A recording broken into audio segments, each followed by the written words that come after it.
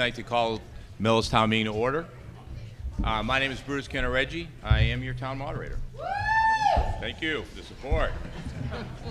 At this time, I declare the warrant has been duly posted and published, and that the reading of the warrant is waived. Okay, welcome. First thing I always like to do is welcome all our veterans that are here. So if you're a veteran, please raise your hand.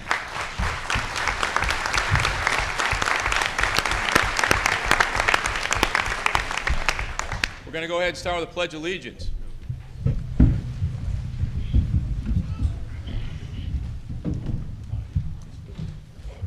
Oh, there's two. I pledge allegiance to the flag, United States of America, and to the republic for which it stands, one nation, under God, indivisible, with liberty and justice for all. Thank you once again for attending. I'd like to recognize one of our state officials here, State Rep James Arena DeRocha. As I've said, I've been doing this is my 8th town meeting. And Representative DeRocha is always attended. I appreciate that. Our Select Board Chairperson, Ellen Rosenfield. Vice Chair, Aaron Underhill.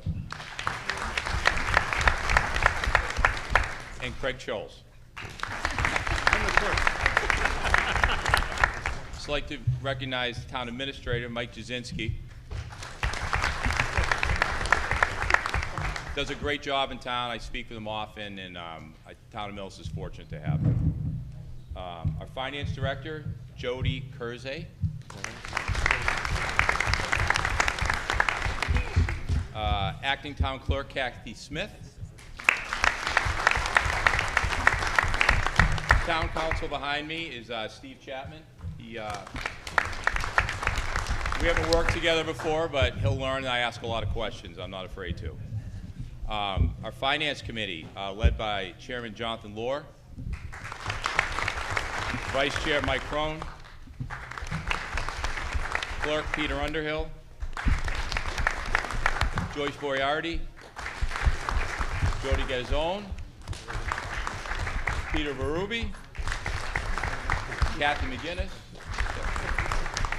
Sarah Reyes, and Jen Rusky.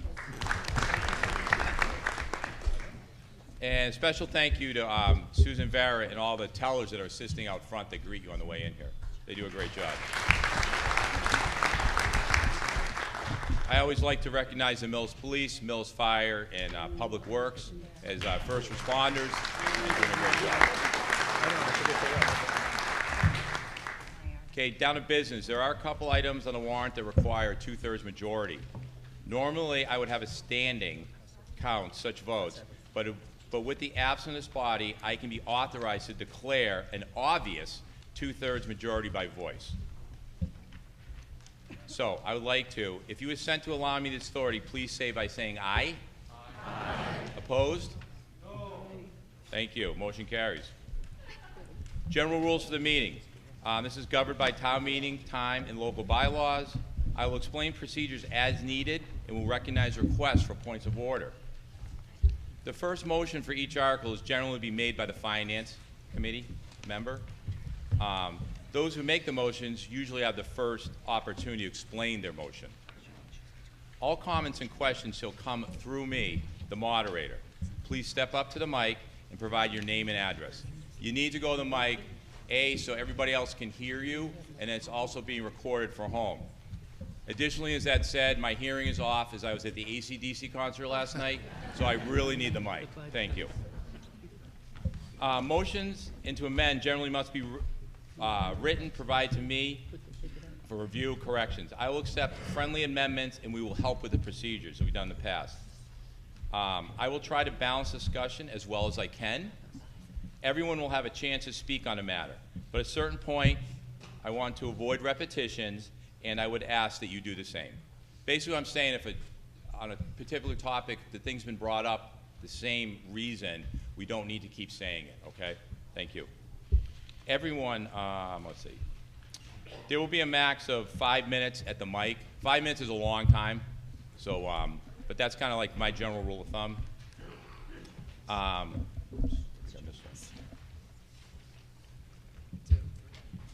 If allowed, I can give you a second time at the mic, but that would probably be around 2 minutes.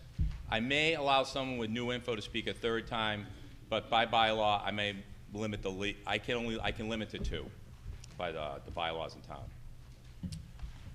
There's some excellent topics tonight on the warrant. We hope to have a spirited debate, and just remember, these are your friends and neighbors out here. You might not agree on certain things, but I ask you to be respectful. Okay? And, it might not be your opinion, but you need to value other people's opinion. And me personally, I totally encourage people to come up and speak. I know it can be a difficult thing, but have your voice heard. Thank you. I want to hear the facts and your opinions. What I don't want to hear is what you think someone else is thinking. Okay? Comments should not be personal and directed at any individual. In other words, be kind to your neighbor, even if you might not agree with the topic at hand.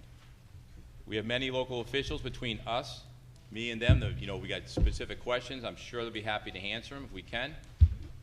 I will ask for a vote. When I ask for a voice vote, no shouting. Being louder doesn't count more. It just makes you look silly. If I cannot discern between the result, I may ask for a show of hands. If I cannot still figure it out, then I will have a standing counted vote. I respect the call of all questions or motions to be cut off by debate. With that said, anyone who's lined up at the mic at the time may be allowed to speak. But understand, if I think someone calling a motion too early, I will reject it. Similarly, if I'm hearing a lot of the same comments, I may abbreviate the debate on my own accord and call for a vote. Just so you know, I will not be taking, as always, articles out of order. They're established in our book. They were approved by the selectmen, reviewed by the FinCom, so they're going to stay in there. I'm not going to pull one early or later. I hope to have a expedient, quick meeting tonight. So I know a couple of folks want to go see the Celtics, as was brought up to me. So, and then finally, next Tuesday we're having a special election, May 12th. Please show up. Monday. Monday? Monday. Oh, yeah. See, I'm already getting corrected. I'm okay with that. Yes, next Monday, but please show up for that. All right. You ready? Yes. Mr. Moderator. Yes, sir. My name is John Lauren. I am the current chair of the Millis Finance Committee. The Finance Committee is composed of 9 members, and as the moderator just announced, all 9 members are here off to my left. The Finance Committee members serve 3-year rotating terms. Every year, a few positions become available, and the town moderator appoints a resident for the next 3-year term. If you are looking to get involved with the Finance Committee, please stop by Town Hall or send us an email. Over the last few months, basically from January through May, the Finance Committee has had meetings almost every Wednesday. Throughout these meetings, most of the departments have presented their existing budgets, their fiscal year 2026 budget projections, their highlights and accomplishments from fiscal year 2025, and their future needs for fiscal year 2026. The Finance Committee has a unique opportunity to listen to each department head, and before we get onto the warrant, I'd like to take a moment and recognize someone who has made a dramatic impact to our town. That person is Anne Marie Gagnon.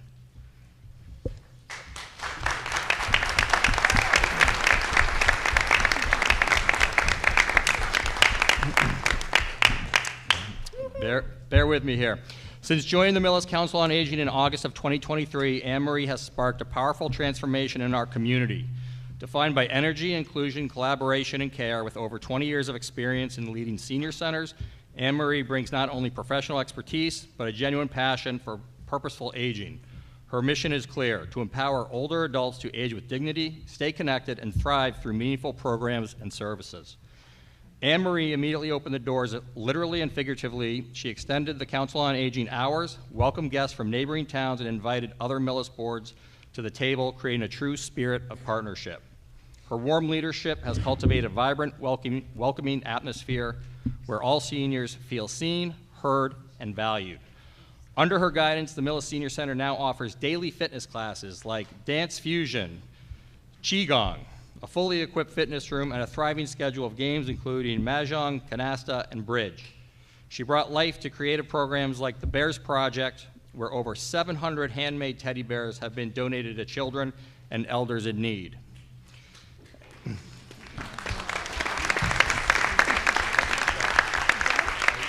and she consistently follows the calendar with exciting trips and destinations across New England. Anne Marie's vision has also revitalized the center's physical space. She oversaw the painting and reconfiguration of the building space, creating additional rooms for crafts and activities, administrative appointments, and a new library lounge. Attendance has soared from 65 to over 100 daily visitors, and she continuously collecting and analyzing the data to ensure every change truly benefits the community. Her leadership extends to modernized communication as well. The redesigned Council on Aging newsletter is now easier to read, self-sustaining through ad revenue, and more informative than ever. If you have not seen the April newsletter, it can be found on the Council on Aging webpage on the Millis website. A new transportation vehicle was secured, increasing access for vital appointments. This past year, there were 1,148 total rides. This spring, Anne Marie is spearheading a townwide survey in collaboration with UMass Boston to better understand the needs of our aging population, proof of her forward-thinking approach and her openness to feedback and improvement. If you are over the age of 60, please keep an eye out for the survey in the mail.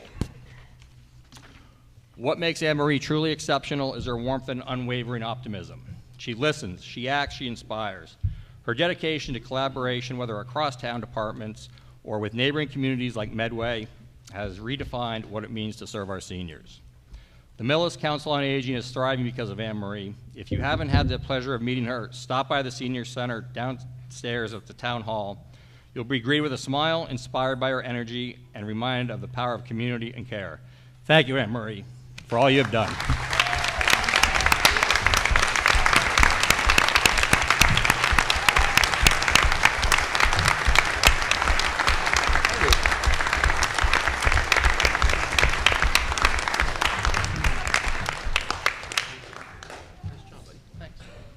Woohoo, Minnie. Okay.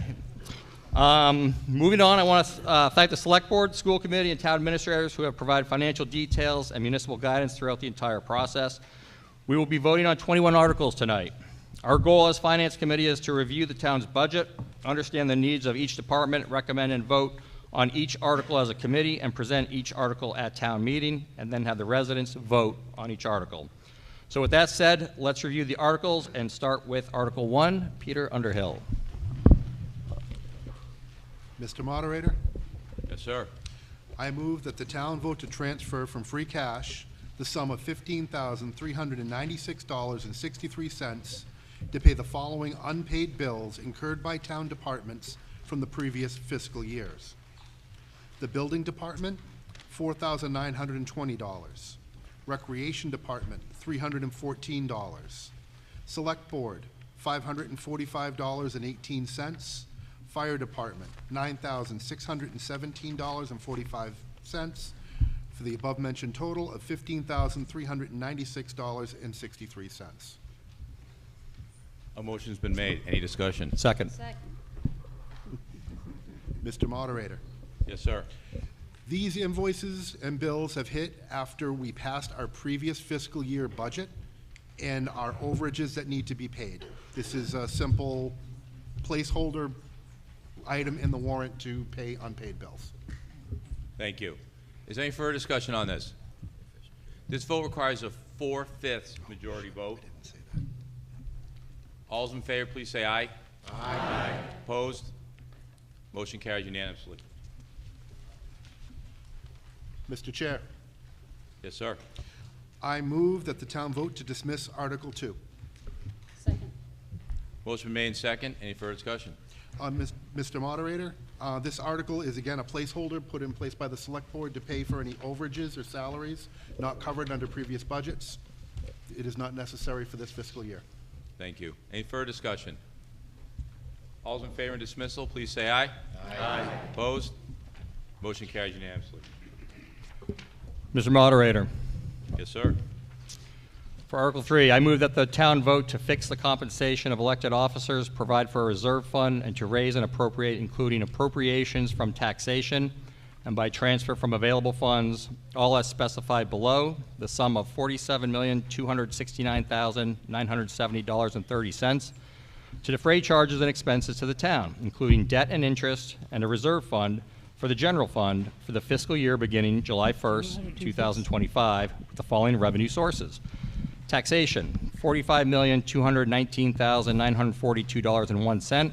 Ambulance fund, $957,673.50. Perpetual care interest, $332. Sale of cemetery lots, $7,431.89. Cell tower revenue, $56,897. Bond premium release, $79,400.51. And marijuana impact fees, $182,909.51. And to authorize the following transfers.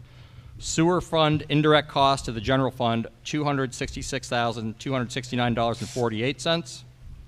Water fund indirect cost to the general fund, $325,440.47. Stormwater fund indirect cost to the general fund, $173,673.93. As noted in the book here, now submitted by the Select Board, 2/3 majority if stabilization funds are used. Since no stabilization funds are being used, this is a simple majority vote. Finance Committee recommends approval of this article 8-1. Second. Motion made and second. Any further discussion? Mr. Moderator, Yes, sir. for Article 3, if approved, this article appropriates funding necessary to operate the town of Millis for fiscal year 2026, FY26. The town fiscal year runs through July 1st through June 30th. These are the town revenues and transfers that are calculated for each fiscal year for the town of Millis.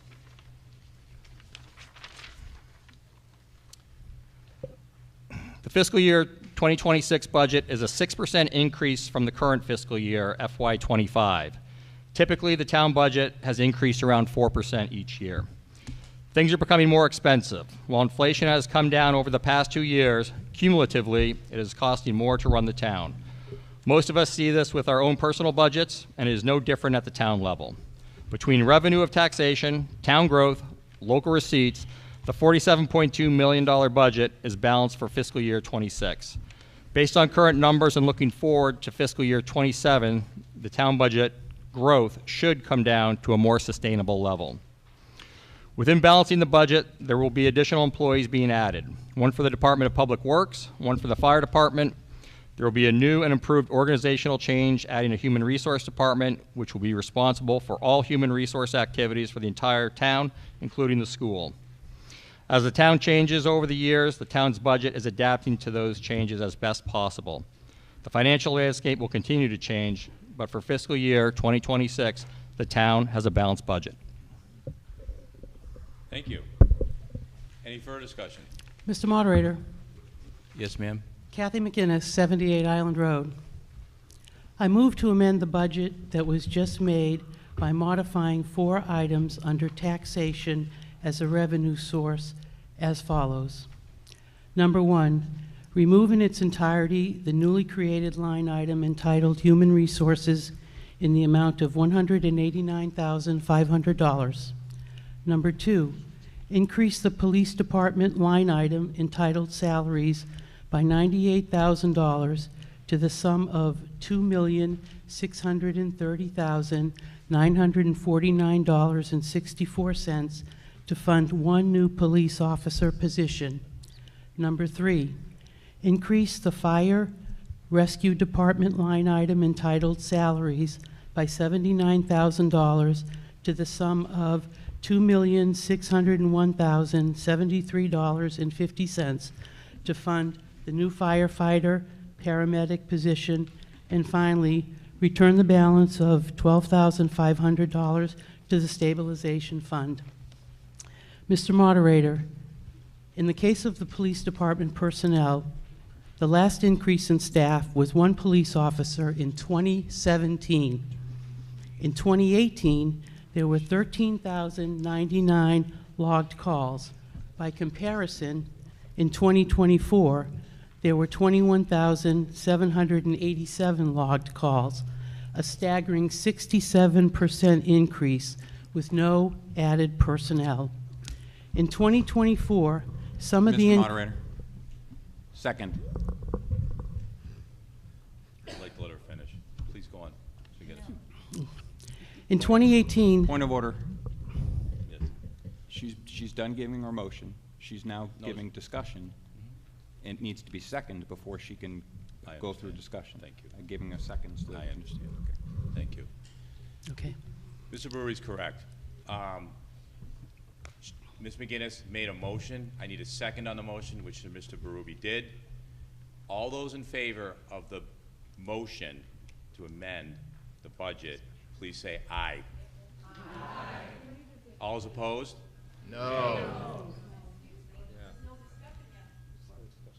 I'm just, I'm doing a motion to add it. What am I doing?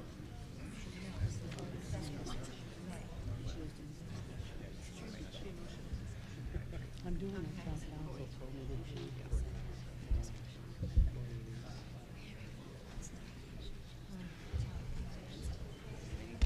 Sorry about that.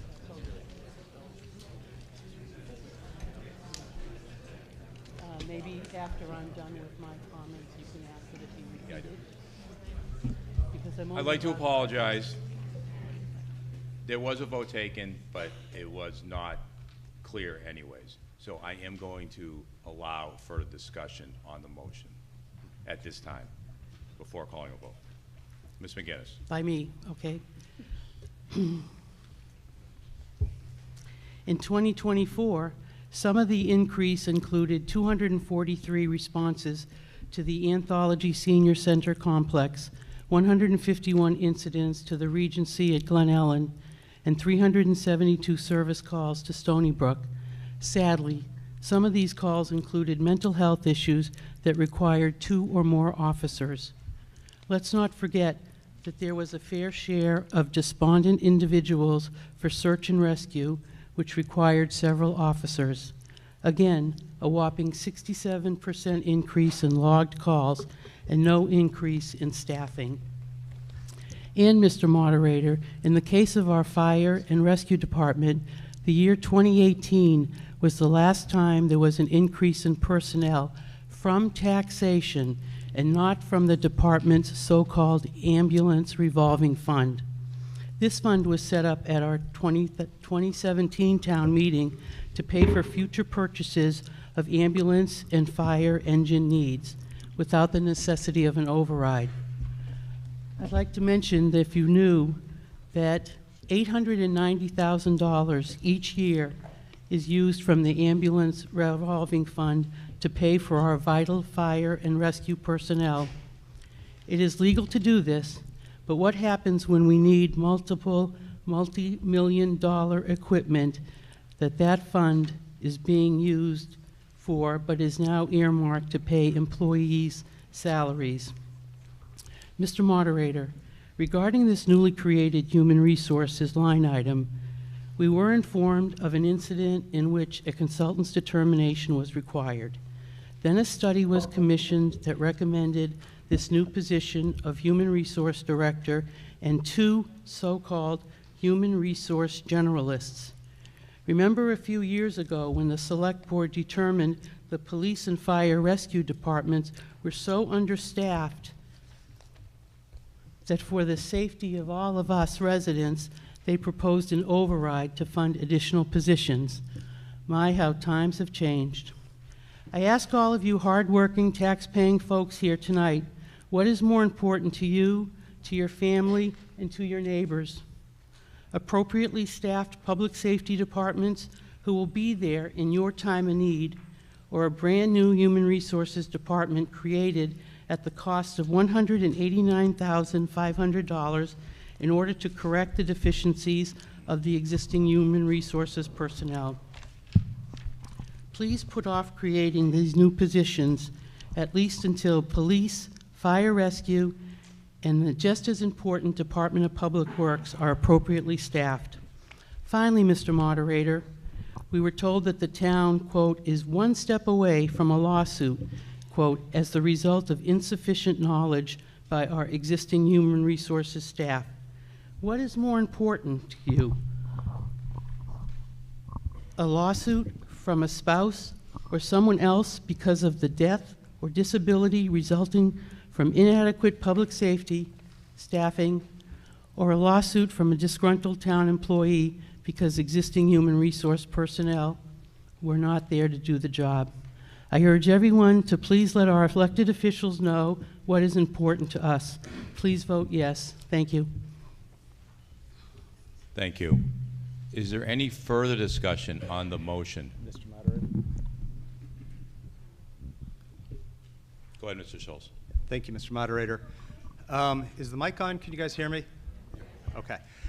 First off, I'd like to point out we're a $47 million, people say run the town like a business. We're a $47 million business with 400 unionized employees and no full-time HR staff. I couldn't run a business like that. That's a horrible way to run a business. We're advocating, and I'm speaking in favor of, against the motion to amend and in favor of the budget as it is, by the way. We see this as a way to add savings to the town. With no dedicated full-time HR department, we can't investigate health insurance savings. And health insurance has grown by almost 11% this year. And we just don't have the resources to investigate and move and work on that. We think there's savings to be had there. And the ambulance fund, just to put that aside, we've done projections out. We should have and will have, we believe, enough to buy a new ambulance when it's time. That's a misnomer that we need to worry about that at this point. Even with the positions we're adding, we believe there still will be enough to get an ambulance when the time comes due. Also, the way the revenue is allocated, we've had a very formalized process that when revenue comes in, we allow both departments, the school and municipal, to grow by about the same amount, 6% this year. So if this were to pass, that $189,000 really should be split about 1/3 to the municipal and 2/3 to the town. This was done with a joint agreement between the school committee and the, municipal and the school. Thank you for the correction, municipal and the school. This was done as an agreement between the school committee and the select board because we saw the need for this position. As Kathy said, we've been lucky with our HR department. I'll leave it at that. We've had issues that we really would have benefited having a full-time HR staff. And again, a $47 million company with 400 unionized employees and a part-time HR department is not going to cut it going forward. So I speak against the motion to amend. Thank you. Yes, ma'am. Is this on? Marsha Collins, 12 Cole Ave, Millis.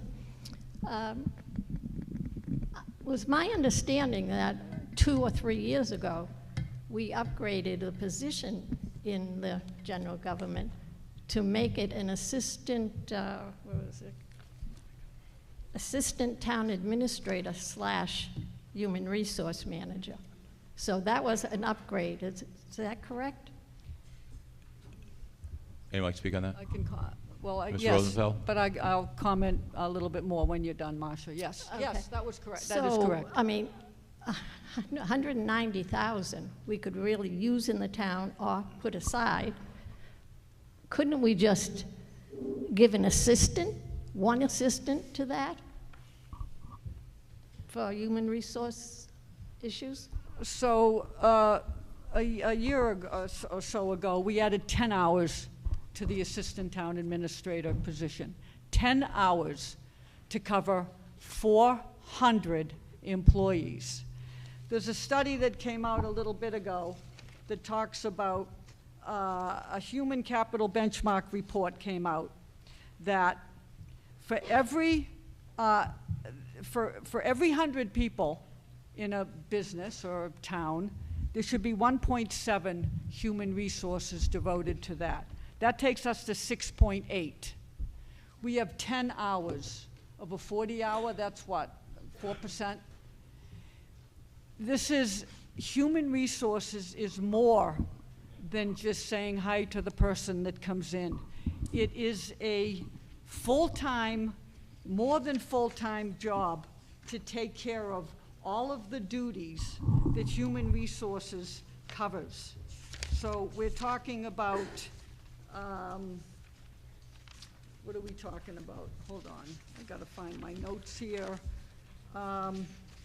There are compliance and regulations, 170 plus federal and state laws that a human resources person needs to be familiar with relating to employment, benefits, and labor relations.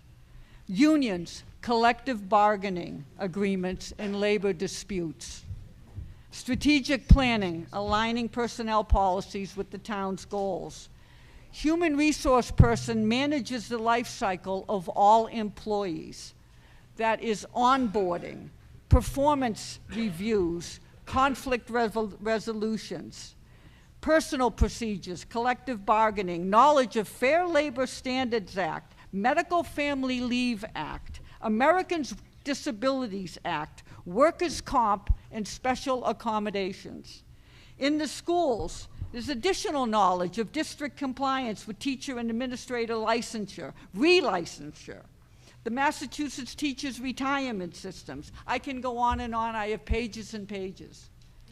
It is more than a full-time job to manage 150 workers in town hall, 250 in the school. The problems that can come to happen that were pointed out in a study that we commissioned, which was a bit ago, is some of the, where are my other notes? You have 1 minute. You got 1 minute? What are the things that can happen? Someone leaves and the payroll continues. How about that? Someone is hired without proper vetting. That has happened. Someone begins without being properly onboarded. That has happened. Someone goes on leave without proper validation. Improper hiring practices. Personnel files are not kept properly.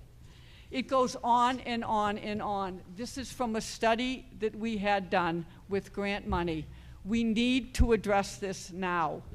It's to wait for a lawsuit that could catastrophize, could wipe out this town is not a good plan.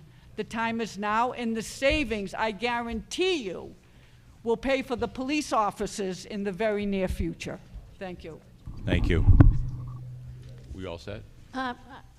Just one thing. A lot of those issues have been ongoing for so many years. But there's very few new issues that human resources don't have access to. So all along they've been handling all these issues. I understand. We've been handling them, Marcia, we've been handling them poorly. We're a minute away. It's not a good plan. I'm telling you, it is not a good plan to react to a lawsuit. But does it need three people? 3 more people? It's not a good plan to wait. The plan is to prevent. You don't plan for a disaster for them to react to. We're trying to fix it. Well, I just wanted to say Okay. how I felt about it. That's all. Thank you. That's it. Thanks, Marcia. Yes, ma'am. Hi, Ms. Rod. Can you hear me? Carolyn McNiff, 31 Timberline Road. Just wanted some clarification on the numbers here. So Kathy went a little quickly. So I'm requesting if she could be permitted just to repeat the numbers. Also, I want a clarification on the 189. Now, is the 189 one position including all personnel costs, including their health care benefits, you know, because they're a full-time employee? What is the 189?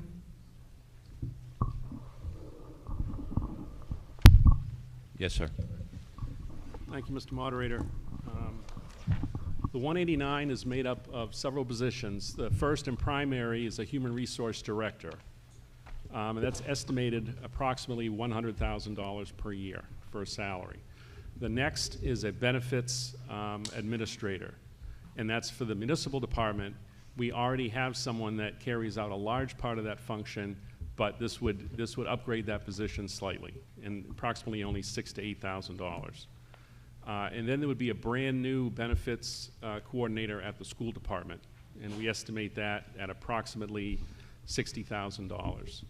And then in order to make up for the loss of administrative staff in the select board office because of having the in-house person currently fully switch over to benefits administration, We have a position, approximately $20,000 for just part-time administrative assistance.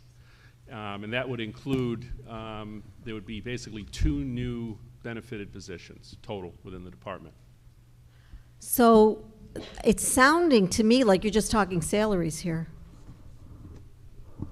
Yes. that's So you correct. haven't included the additional costs of benefits?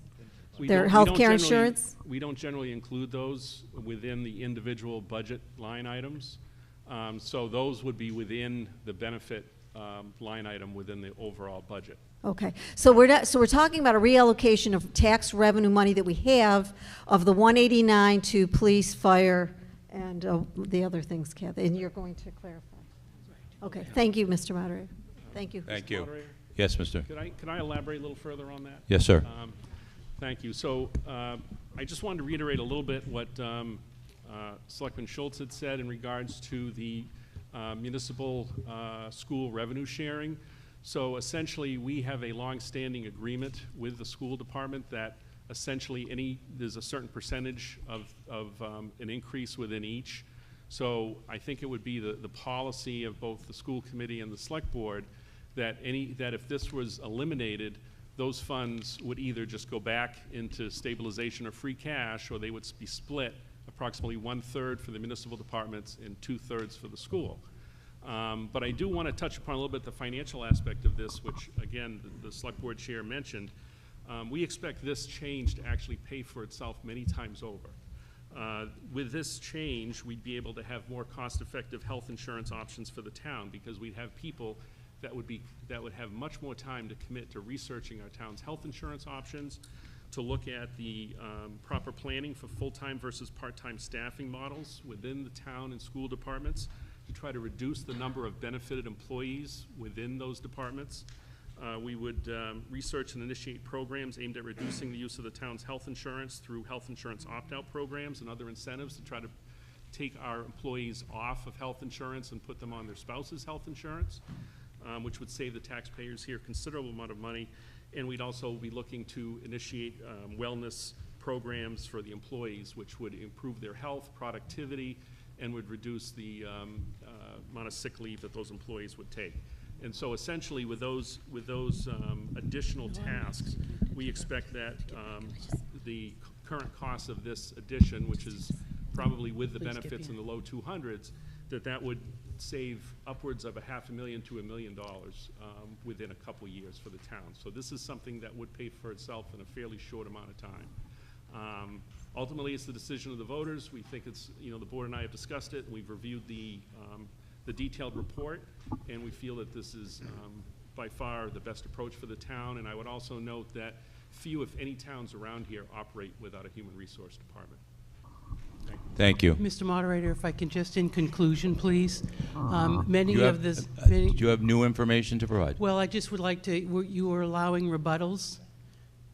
Do you have new And I information? would just like to state that everything that Mr. Kaczynski, the town administrator, has stated in cost savings has been requested by me for several years. And also, I would just like to mention, what do you want more, public safety or human resource director? Thank you. Mr. Moderator? Thank you. Yes, sir. Just to make one point clear on this, it's not a one or the other situation. We have a police and a fire, public safety department staffed the way we believe they need to be staffed. If more money is put in there, the select board is not compelled to do that. We'd consider doing it, but it's not compelling us to do it. We are working on strategies around this for the whole town, and we saw this as the most important item for the school, the police, the fire, the municipal in general. An HR department for the entire town was the most critical item to move this town forward. Believe me, I'd love to put, using the typical split, 125,000 more in the school and 60,000 more back in municipal. But we saw this as far more important, as did the school committee. So that's why we jointly agreed that this was the most critical issue the town is facing now. A $47 million budget, 400 employees, nobody focused on HR. Thank you. Yes, ma'am. Hi, I'm Loring Barnes from Curve Street. Over the past couple of years, as Mrs. Collins mentioned, we did a realignment and we tried to redistribute human resources functions, and we added both tasks and salaries to do that. So the question that I could not answer myself in reviewing both the town, re-reviewing the town clerk staffing consulting report from several years ago, as well as the more recent and posted on the website human resources evaluation, is I couldn't identify where all the human resources functions were that we have moved elsewhere, if they are coming back into these new positions, and if, you know, the money that was assigned also moves. I think people would like to understand the top line of how this change works, because we're all very, very concerned about taxes. Thank you. Yes, sir. William McInnes, Island Road. I was just curious about the 150 town hall employees, if those were full-time employees, if those were part-time, or I'm just curious about that at the town hall, they said. Mr. Moderator? Yes, sir. Just as a clarification, it's not town hall employees, it's municipal employees. And so that would include all the employees at the town hall, the employees at the police station, the fire, the DPW, and the other various positions we have within the town. I mean, I couldn't give you an exact number off the top of my head, but it encompasses all those folks. So is that separate from the, or different from the 400 municipal employees in the town, or is that included? Yeah, that was 150? within, when 400, that's basically municipal and school, and that also includes some part-time individuals. Thank you. Yes, sir. Mr. Moderator, I think the previous speaker had asked a question about reallocation. Really, the only reallocation that would happen would be the assistant town administrator's position. Right now, about 10 hours of their schedule is based on human resource work. That would be switched over to communications director, special projects, grants administration, and other needed operations within the town. One of the other things that hasn't been mentioned so far this evening is that the Office of Select Board and Town Administrator has not been able to operate at its potential, both strategically, from planning, from grant application, from overall oversight of the town, because that office is spread too thin. There isn't sufficient staff to do all of that, handle all of the human resource work effectively. So instead of doing certain sectors very well, we're basically treading water trying to do everything. And that's really the bottom line. And again, I would focus on the fact that I understand these are additional dollars that will be spent on this department. But again, just in the health insurance savings alone, by being able to focus on that area, we should be able to save 2 to 3 times the cost of this department in short order. Thank you. Thank you. Yes, ma'am? Yes, hi, Barbara English, 18 Hattie Lane. I just am asking for clarification. I'm a fairly new resident. The budget for the school is about 45% of the total budget, which is true in almost any town. And budgets take a long time to put together. So what is the plan, or what is our understanding? We're voting on this number at some point of a 6% increase, but we know that there are large changes of Ma'am, from, yeah? we're discussing the motion now, not the actual budget. You'll be able to bring that up after. Okay. This is a motion Okay, thank to you. modify. Thank you. Brutus? No. Is there any further discussion on the motion? Yes, ma'am. Amy Fagan, 38 Timberline Road. Mr. Moderator, I have 2 questions, and one is, does the town utilize the service of an insurance broker to help facilitate the evaluation of various health plans and benefit plans? And are any of the town benefits, medical, STD, LTD, self-funded?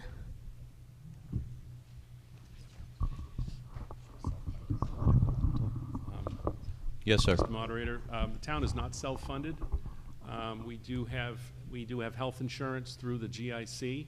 The town was one of the first towns that joined that back in, I think, 2012, when towns were allowed to join that.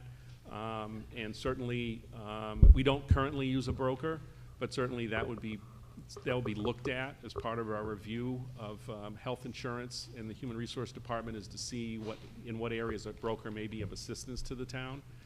So it's something we would look at. Thank you. Just one final comment. Excuse me, to the moderator? Well, I'm sorry, Brutus, can I make one final Yes. comment?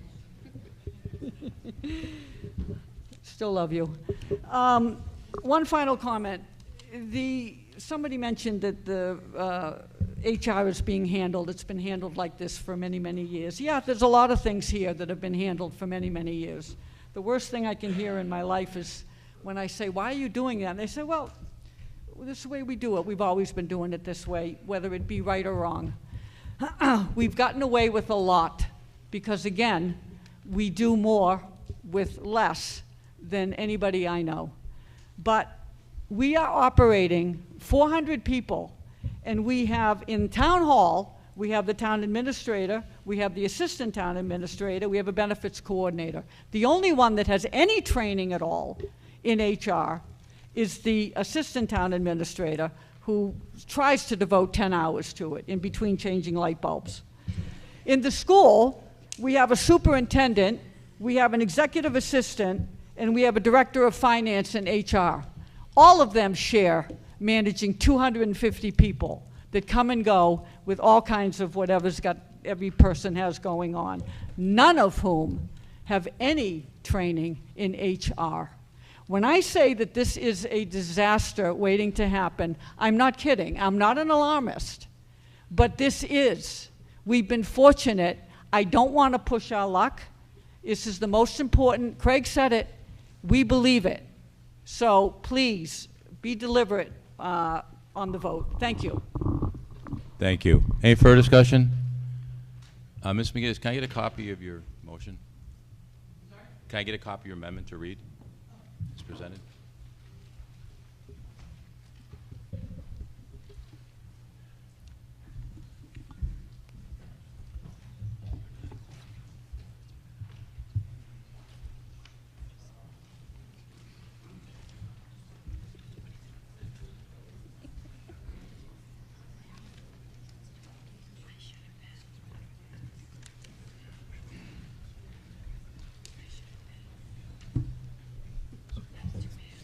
Okay, this is an amendment to change the motion, Article number 3.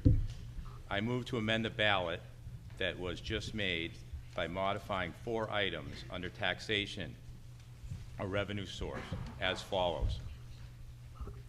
Remove its entirely newly created item entitled Human Resources in the amount of $189,500. 2, to increase the police department line item salaries by $98,000 to the sum of $2,630,449.64 to fund 1 new police officer position.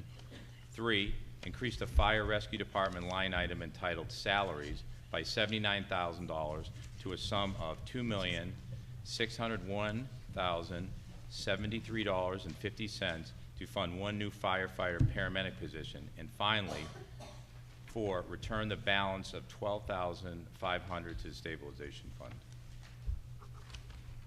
So if you want to change, say aye, and if you don't, no. All those in favor, please say aye. Aye. All opposed? No. Motion carries. I mean, fails. It doesn't carry. Thank you.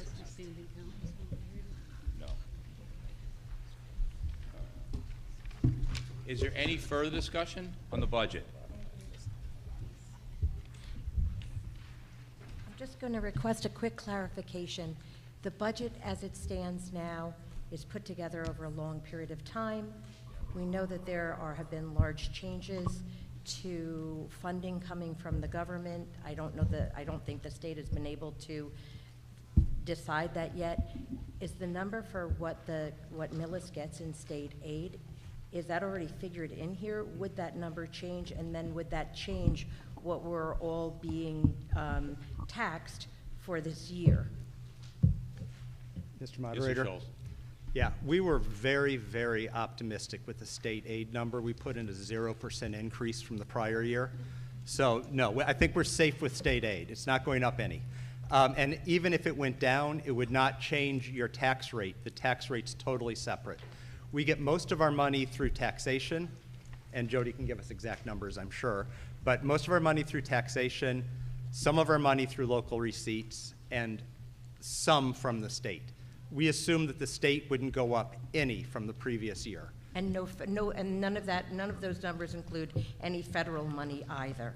Not directly. So, okay, so what we're voting on is what we're getting. What we believe we'll be getting, yes. And Okay, none of that is thank you. federal money. Federal money would come in the way of grants for projects possibly, but, or through the state, it might be transferred to us, but we don't see any of that right now. Great, thank you. Thank you. Is there any further discussion? Yes, ma'am. Lisa Harden, 56 Walnut Street. I'm not sure how you're planning to have this vote, but I hope it's not a yes or up or down vote on 47 million. Could you break it down like general government, public safety, something like that, just in case people have a question or a comment about a particular part of it? It's very difficult for us in the audience to discuss Do you a have $47 million Do you budget. have any particular I do not. question? I'm Okay. asking you, are you going We're to? having this, yeah, I got it. Thank you. I hope you're going to have more than just an up and down vote. Is there any further discussion on the budget, any particular line item in the budget that someone has a question on? Yes, sir. John Fitzgerald, Plain Street. Does the budget contain any provisions for wage increases in excess of 3.5%, whether those be step increases or combined step increase and cost of living adjustments? If so, could you direct us to what that budget line item is so we can? Mr. Jasinski? Yes, sir. Thank you, Mr. Moderator. Actually, the town just concluded negotiations with all 5 of its unions. So I believe in cases, most of the COLAs and all the contracts are 2.5%. But in addition to that, there are employees who also go up steps, an additional 2.5%. So I think you'd find in every department there are some individuals that are above the 3.5% threshold that you mentioned. So the short answer is yes.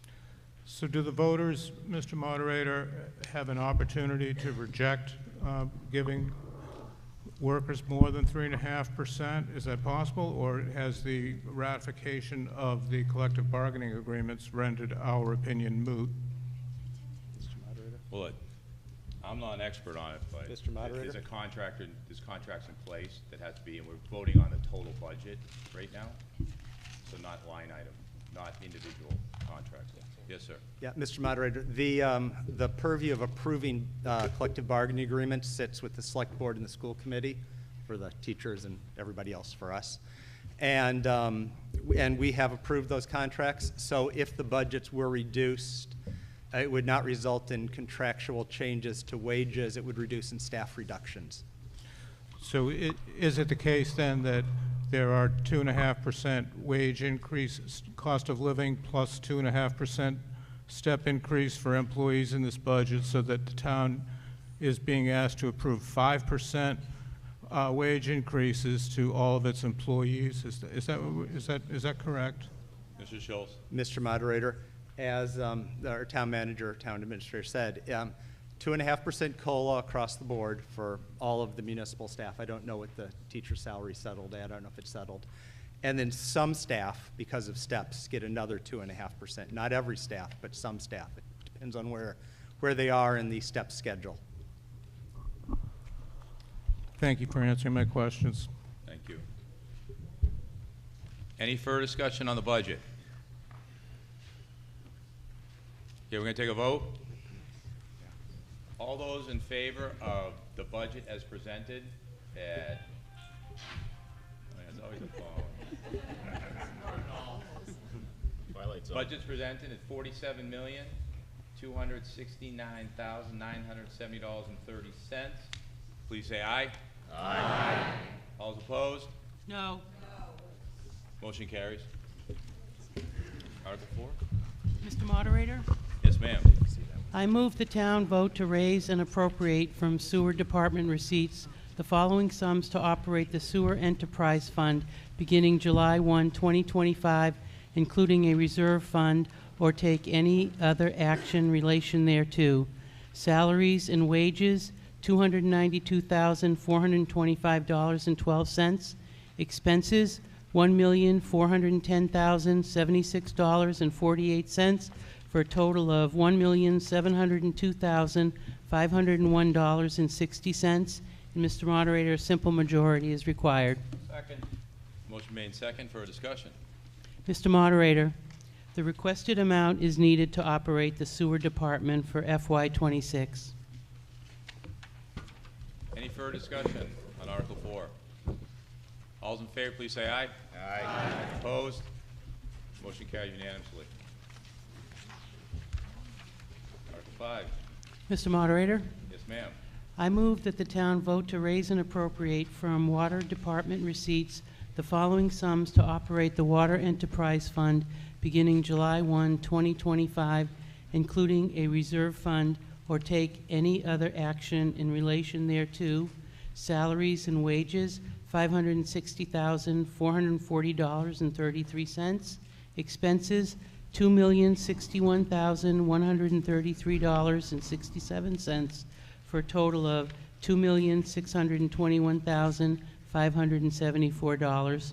And Mr. Moderator, a simple majority is required. Second. Motion made second. Any further discussion? Mr. Moderator? Yes, ma'am. The requested amount is needed to operate the water department for fiscal year 2026. Thank you. Is there any further discussion on Article 5? All those in favor, please say aye. Aye. Aye. Opposed? Motion carries unanimously. Article 6. Mr. Moderator? Yes, ma'am. I move that the town vote to raise and appropriate from Stormwater Department receipts the following sums to operate the Stormwater Enterprise Fund beginning July 1, 2025, including a reserve fund or take any other action in relation thereto. Salaries and wages, $275,710.91. Expenses, $498,618, for a total of $774,328.91. Once again, Mr. Moderator, a simple majority is required. Second. Thank you. Further discussion? Mr. Moderator, the Yes, ma'am. requested amount is needed to operate the Stormwater Department for fiscal year 2026. Thank you. All's in favor? Article 6, please say aye. Aye. I had a question. You do. Come up. I'm holding the vote. It's just a question. It's not anything for or against this.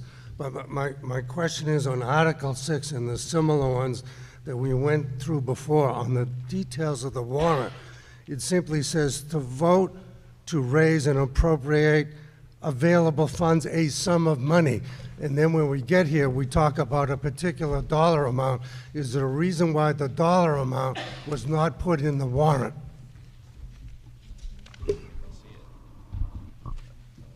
Schultz? Yeah, Mr. Moderator, the warrant is prepared weeks in advance. The final motion is the motion that is read, and I believe in some cases there is a dollar amount connected with it. In these, it should all be in the budget around back. I believe in all the articles we just talked about, in the warrant book that was mailed out to us, they all are all in the back of the book. The motion itself is just a placeholder motion. The motion that's read at town meeting is the one that is binding. Thank you. Take the vote again. Is there any further discussion? All's in favor, Article 6, please say aye. Aye. Opposed? Motion carries unanimously. Article 7? Mr. Moderator, Yes, sir. I move that the town vote to approve the items as written in the warrant in consent Article 7. This requires a simple majority. Second. Further discussion? Mr. Moderator, Yes, sir. The consent agenda is a list of routine, non-controversial items which are routine in nature and considered for a single vote versus voting on each individually with the intent of saving time. The items within the consent agenda tonight include amendments to the personnel plan. If approved, will come into effect on 1 July 2025, consistent with approval of the operating budget. Board of Health appointing authority is required annually to allow it to appoint any of the members to another town office or to position for which it has appointing authority. Voter approval of revolving fund accounts allows the various entities which self-generate revenue, typically through registration fees, for instance, to use those funds without additional appropriation up to the limits approved here. If approved, community preservation funds given to Millis from a portion of fees collected by Norfolk County deed registration proceeds are allocated to a reserve fund for future preservation projects and administrative costs. The Finance Committee voted unanimously to recommend approval of this article. Thank you. Yes, sir. John Fitzgerald, Plain Street. I've been rising to speak out against these combined wage increase packages. I did it at the last town meeting. I tried to impose a wage freeze, but the Finance Committee recommended against it. I just inquired about it with respect to the general budget. And now I would direct your attention to page 53 of the pamphlet here, and this explains why I have issues with the personnel adjustment. The first bullet point provides that these employees will get a 2.5% step increase, and then the second to last bullet point provides they'll also get a 2.5% cost of living adjustment. So that's a 5% raise, and most taxpayers in this room, I would speculate, are getting a 2.5% to 3% raise, not 5%. And so I oppose this 5%, and I rise to speak out against it. Thank you. Is there any further discussion? Sir. Scott Fusey, 411 Union. The town's been doing this for years. We want to keep people working in the community and in the town. They've been doing this for years. This is the way the town's been doing it. And don't change it. You know, we don't want to lose other people in the work for the town to other towns, and that's happened, and we don't want to see that. So let's keep it the way it's been the way for years. Thank you.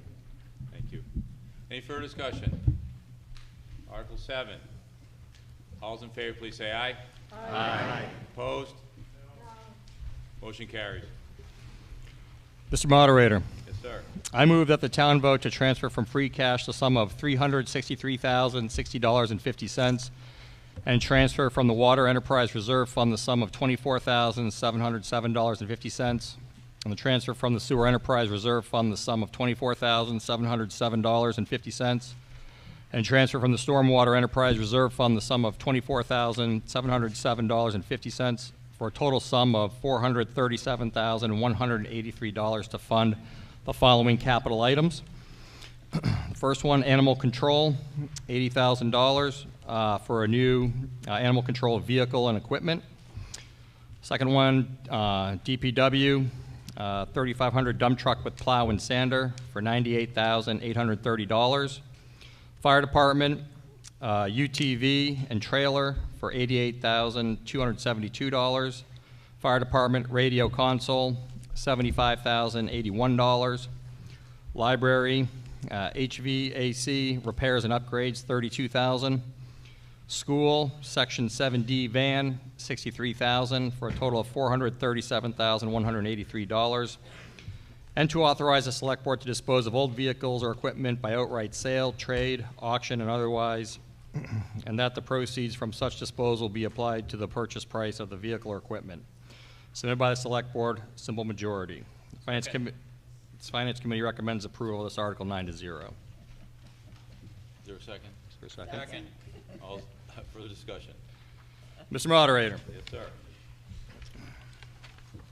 For Article 8, if approved, request the town to raise and appropriate the transfer from available funds $437,183 to fund 6 capital requests for multiple departments for fiscal year 2026. Each fiscal year, the Capital Planning Committee goes through a process to review and prioritize the capital requests from each department. This process helps the Select Board determine which capital items will be considered at each town meeting. Thank you. Any discussion? All in favor, please say aye. Aye. Opposed? Motion carries. Mr. Moderator, Ma'am. I move that the town vote to borrow under the provisions of MGL Chapter 44 or any other enabling authority the sum of $137,632 for the lease/purchases of 2 police cruisers. This was submitted by the Select Board, requires 2/3 majority, and the Finance Committee voted unanimously to approve. Thank you. Is there a second? Further discussion? Mr. Moderator. Yes, ma'am. This article authorizes the town to enter into a new 3-year lease to purchase agreement for 2 new replacement police cruisers in the amount of $137,632. The first-year cost of the lease is included in Article 3, the FY26 operating budget. The cruisers will be available for purchase for $1 after the completion of the 3rd year of the lease. The cost of the vehicle includes prisoner transport, containment, and lighting, the lettering, computer-aided dispatch software, records management system, CGIS, printer, radio, and other specialized equipment are purchased separately and are paid for by grants, which Chief Safoyer secures on behalf of the department for the replacement cruisers. The current wait time for the new cruisers are estimated between 4 and 8 months. Thank you. Any further discussions on this? This is a 2/3 majority vote. All in favor, please say aye. Aye. Opposed? Motion carries. Yes, sir. Oh, 2/3 carried. Thank you. Motion 10. Yeah, Mr. Moderator? Yes, ma'am. Yeah, I move that the town vote to transfer from free cash the sum of $250,000 for the purpose of paying the Tri-County Regional Vocational Technical School debt obligation. This was submitted by the Select Board and requires a simple majority. Second. Motion made second for discussion. Mr. Moderator? Yes, ma'am. So there's been a change different from what was circulated originally. The original amount proposed was $593,075. And the $343,075 change was removed because it was already built into the operating budget, Article 3, and was voted to be funded that way. So to revote the full amount again would have been sort of a double count. It would have included again in a special article another $343,075 on top of what was already budgeted. So this $250,000 is outside of the general operating budget, and that's why we have to handle it in this special article. And the reason we are doing this article from free cash is to pay for that debt obligation for the Tri-County School renovation without having a negative impact on the operating budget, and also would defer the need to raise those funds by some other means. Thank you. Is there any further discussion? Simple majority vote. All those in favor, please say aye. Aye. Aye. Opposed? Motion carries unanimously. Okay, Mr. Moderator. Yes, ma'am. Article 11. I move that the town vote to transfer from free cash the sum of $300,000 for unanticipated building repairs for all municipal and school buildings. This was also submitted by the Select Board and requires a simple majority. Thank you. Second? Second. Motion made second for discussion. Mr. Moderator. Yes, ma'am. Yes, similarly to Article 10, this special vote allows the town to set up an emergency fund to pay for unanticipated issues within town buildings which might require an immediate repair without negatively impacting the operating budget or requiring to raise funds by some other means. These funds are not going to be used for any planned town building projects such as the middle school or high school renovation. This is for those things that come up unexpectedly. Thank you. Any further discussion? Yes, sir.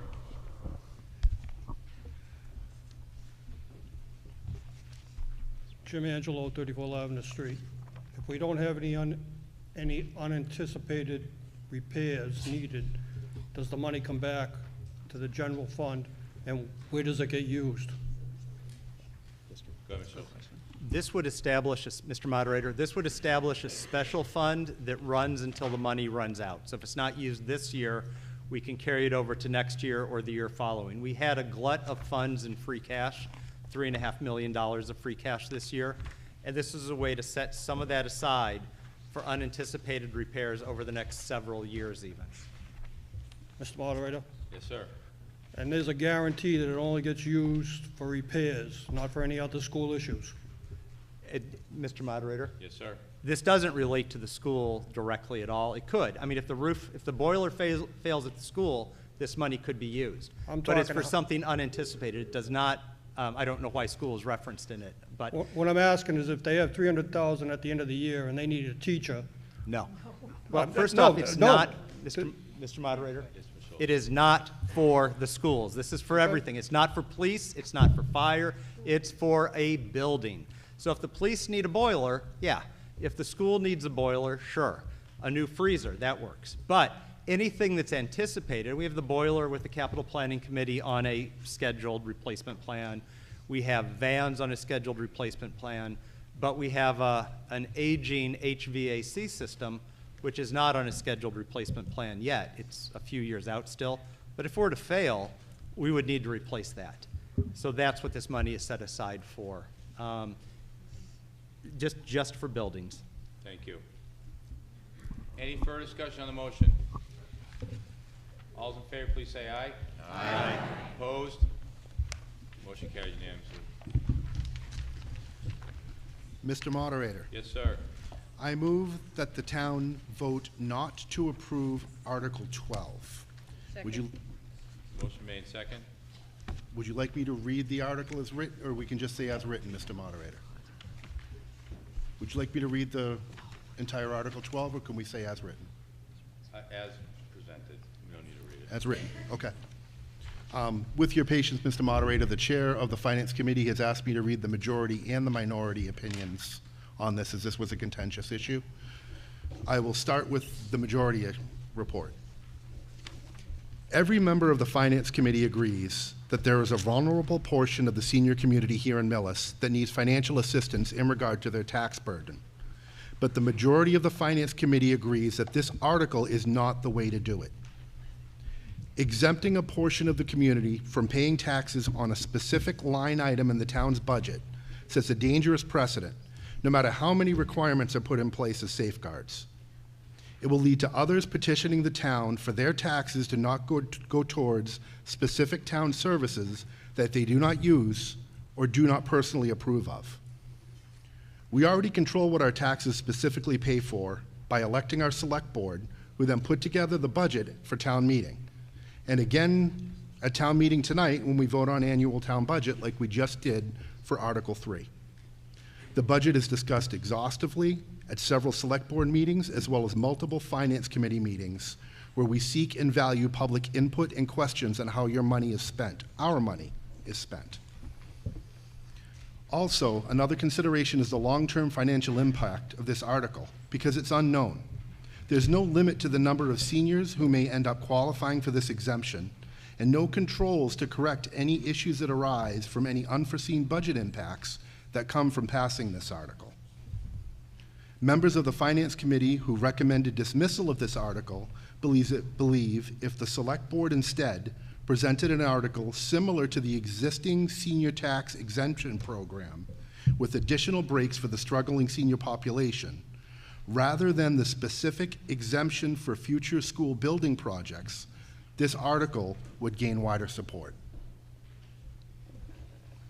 Mr. Moderator, I will now read verbatim the minority report as written by who was chosen. Thank you. 4 of the Finance Committee members voted in favor of this article.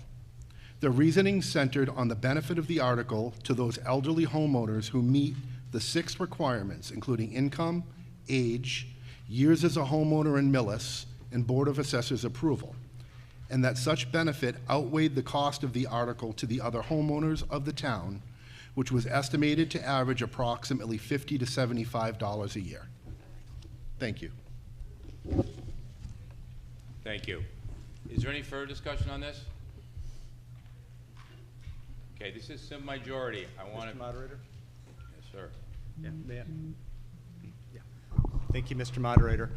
I just want to go over a little bit about I speak against the motion to dismiss. So I'm going to ask you to vote no to vote. Do not vote yes to dismiss. I hate these double negatives. So I'm going to ask you not to vote yes on this motion to dismiss. This was put on by the Select Board because there is a very vulnerable portion of our population. Those are the people that qualify for the senior circuit breaker and have lived in town for more than 10 years and have very, very, very low net worth. This is all spelled out in the article. But first off, the senior circuit breaker, right now we have about 225 people that would qualify for a senior circuit breaker in our entire town. Of those 225, they have to be a homeowner and they have to live here for more than 10 years. We estimate that comes to about 100 people. So it's about 100 people. We believe that this would exempt those homeowners who are seniors who qualify for the circuit breaker, who've lived there for 10 years, and the other requirements, from paying for any override related to school construction and only school construction. We've modeled this off of a neighboring town. The neighboring town, the state is not giving these out willy-nilly. This isn't a slippery slope where it's going to start with seniors and end with those who live on Acorn Street. This is going to be seniors who are very, very low income, exempting them from this tax to allow them to continue living here. We've heard a lot. We're driving the seniors out. The Select Board's making an effort to keep them in town. So I'm going to urge you to vote no on the article to dismiss. Did I get that right, Mr. Moderator? Yes. Mr. Moderator. Yes, sir. I'd like to correct the record. It is not, a motion has not been made to dismiss this. The motion that is on the table is a vote not to approve. To be clear, if it is not the same thing. We've discussed this at length. It is not the same thing. The Finance Committee voted on this twice, and the vote right now is to, if you vote yes, you are voting not to approve. There is a double negative, whether you like it or not, in the motion that was made. A vote for yes means that you are against the article. If you support the tax credit or the subsidy that has been described, then you will vote no on this article. Mr. Moderator? Shannon Graham, 8 Himmelfarb. Question. If we give these seniors exemption from the school building project that hasn't been approved yet, can they still vote? Mr. Moderator? Yeah, this does not disenfranchise anybody from voting on it. That would, yeah. And the other piece is, Mr. Moderator, it seems like this is very reminiscent of the senior center article where it wasn't a motion to dismiss and it wasn't a motion to approve. And it turned into, well, my colorful colleague has a word for it. But I think the Finance Committee is supposed to recommend dismissal or approval, not referral or, what's the new one? Not approve. I think that, I mean, I was on the Finance Committee for 20 plus years and it was always approve or dismiss. So I'm not sure what the difference is. I guess if you would like to consider voting on this article next, then you need to vote no on the motion in front of us. Are we all in agreement on that? Correct. Yeah, okay. Mr. Any Moderator? further discussion? Mr. Yes, Moderator? sir. Can we get to the... I need can your we name get, and address. Mark Conroy, 12 Rosenfeld Road. Can we get explicit clarity on what happens if people vote yes on the motion presented by the Finance Committee? Yes, that was part of the plan once we got through this. The article is dead.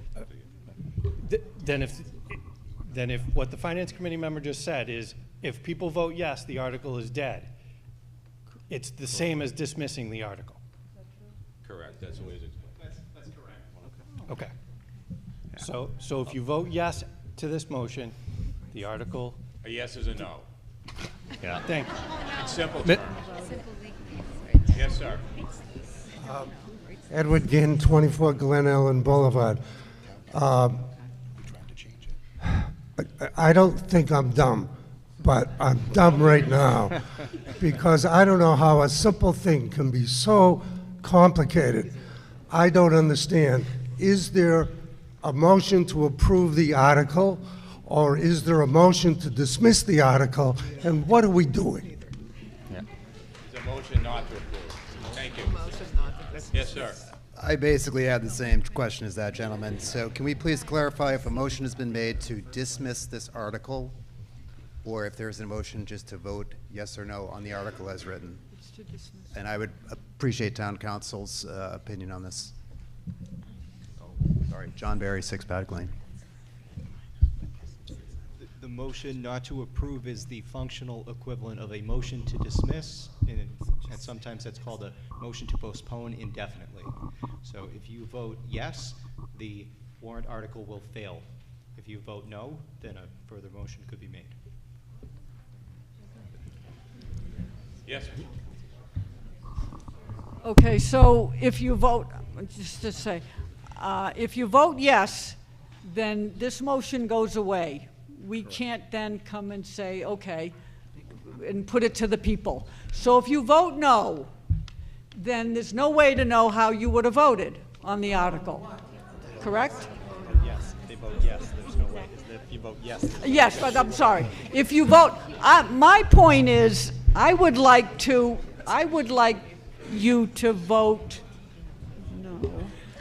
No on the dismissal. So, If you vote no on the dismissal, then the original motion comes in front of you, and then you can vote whether or not you would like to carve out a little piece for our seniors.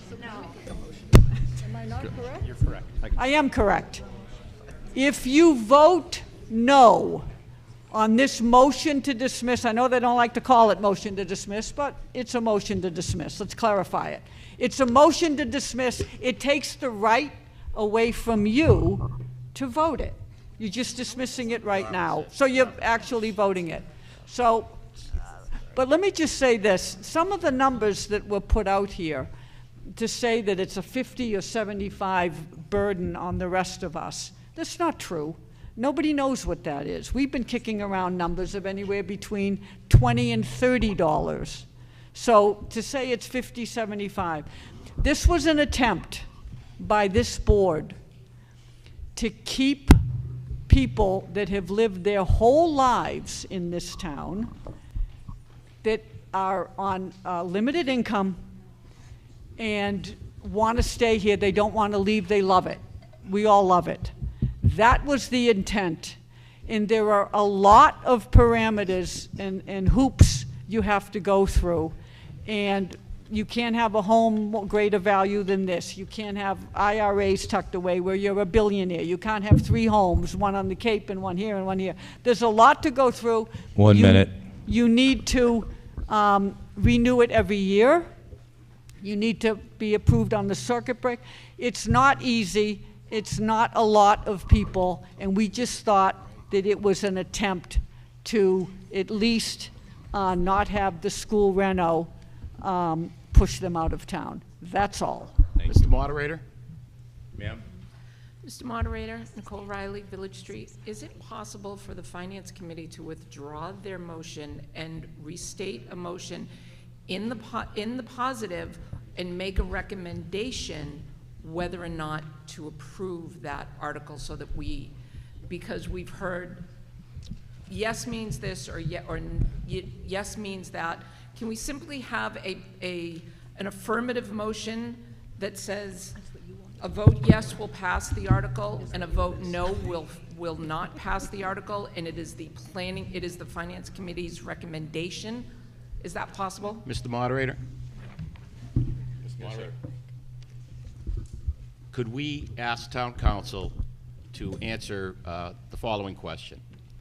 If this motion does not pass by a no vote, then can a motion be made to move the article in the affirmative to pass this warrant article as written? He's nodding his head, but you can't hear him. The answer to the question is yes. If the vote on the motion is no, in other words, if the motion doesn't pass, there can be a subsequent affirmative motion to pass the article. Does that answer the question? Yes, thank you. That's right. Yes, sir. I'm Kenji DeBold. I live at 3 Helen Lane. I moved from California.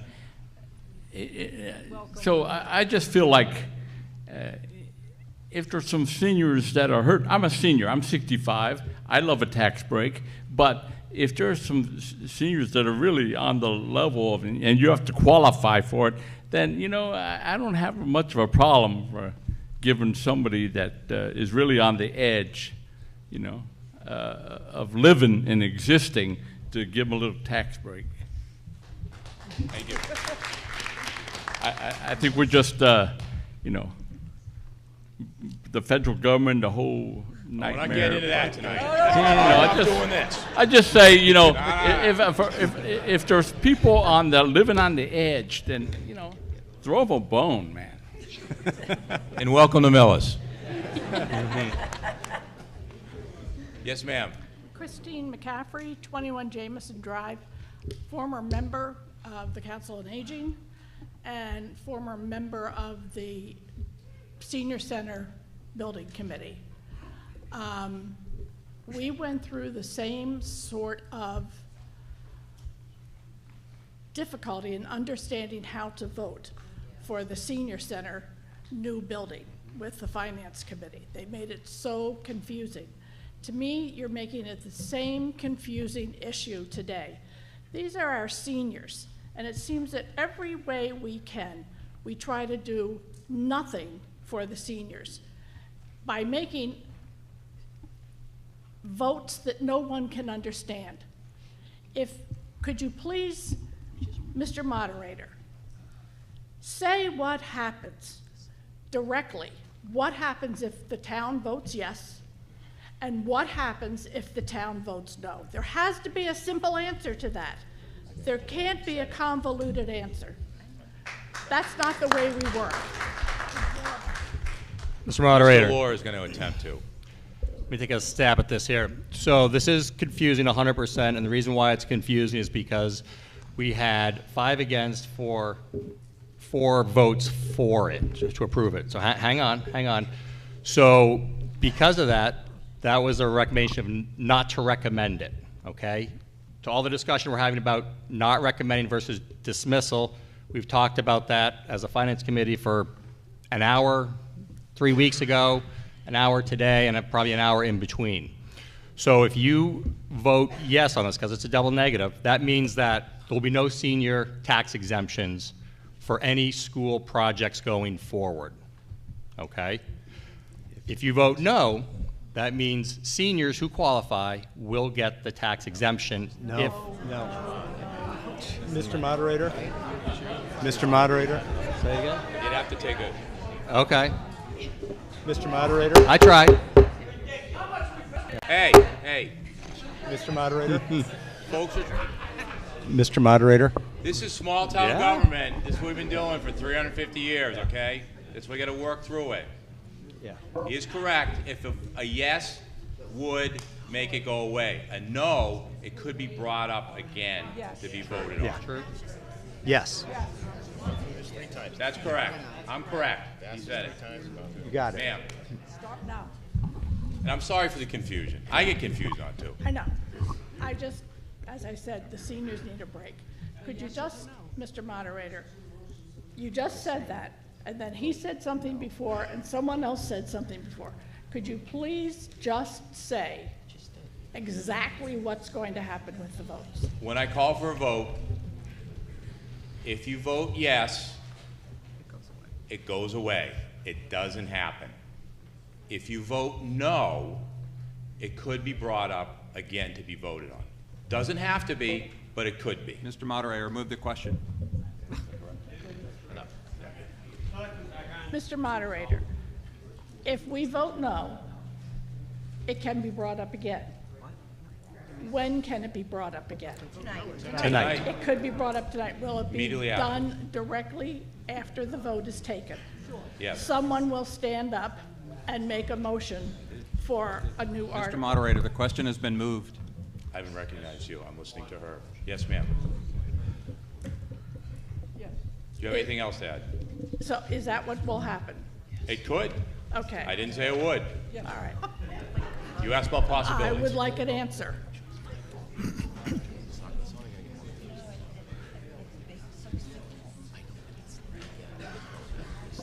Mr. Moderator, Yes, sir. I just had a question before a vote is taken on this motion not to consider the warrant article, and that is whether this has passed legal scrutiny to give this tax break to seniors, or whether there was any type of equal protection challenge we all might have been worried about. Thank you. Yes, sir. This is patterned after a special act that was one of our, James Rendrosa put in for a neighboring town. We copied it exactly, and it was approved for that purpose. So we copied almost verbatim what they put in. I think we changed the name of the town to Millis. Thank you. Yeah. And Mr. Moderator? Yes, sir. Assuming that, I want to say it slow, there is a no vote on this, I'm not going to stand up, but I will certainly make a motion immediately afterwards for an affirmative vote.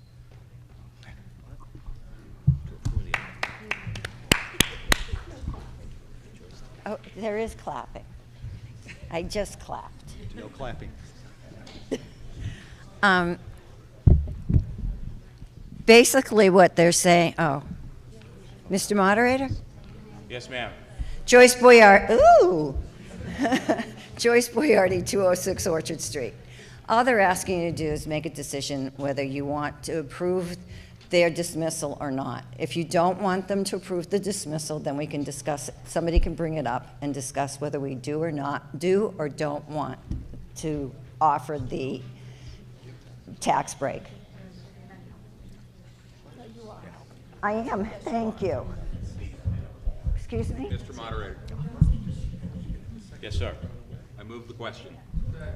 We can't get to the second part until, The you motion can't has get been to the made. second part. Excuse me, ma'am.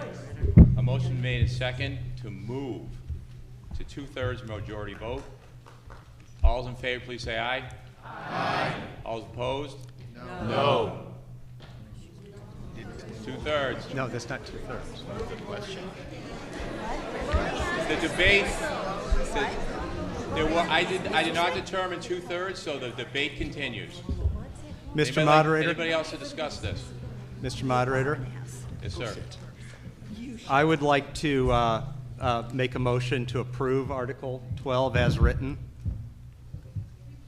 Or is that not appropriate? I don't know where I'm lost, and I've been here for 32 years. Excuse me. Oh. So we clarify. Okay. The last motion was to end the debate. It Thank you. I failed, apologize. So we're still talking about it. Just want to make sure everybody knows that. Mr. Moderator. Mr. Moderator. Let's do the vote. Yeah. Mr. Moderator. Yeah. We're going to retake the vote to end the discussion to vote on the motion. It requires a 2/3 majority vote to end the debate. That's all we're doing is we're ending debate, then we're going to vote again on the motion.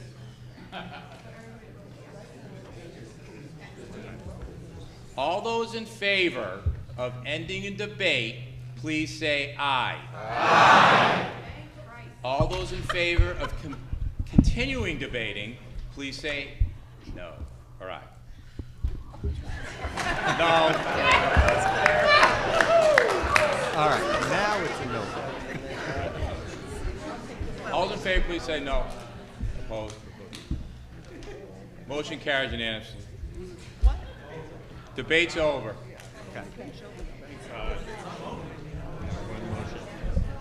The motion, okay, we're now going to vote on that. Now remember, a yes means a no. It's going to go away.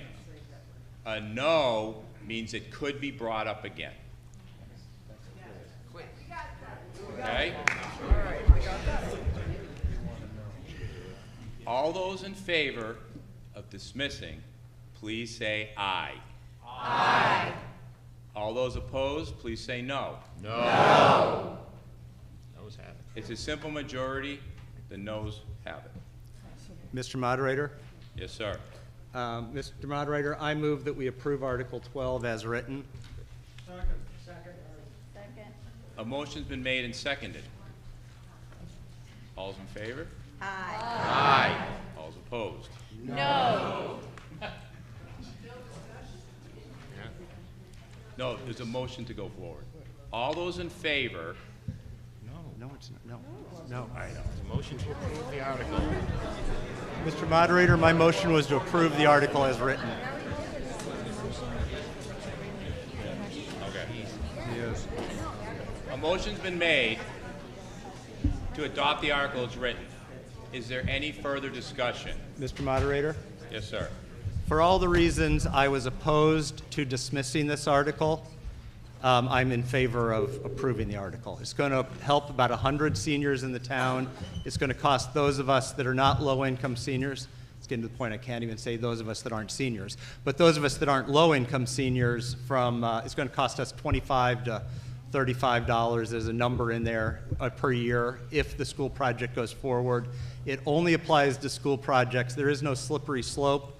There is no other group that the state's considered this for, and we think it's a nice, important effort to try to preserve the longtime seniors of our town, to keep them in our town.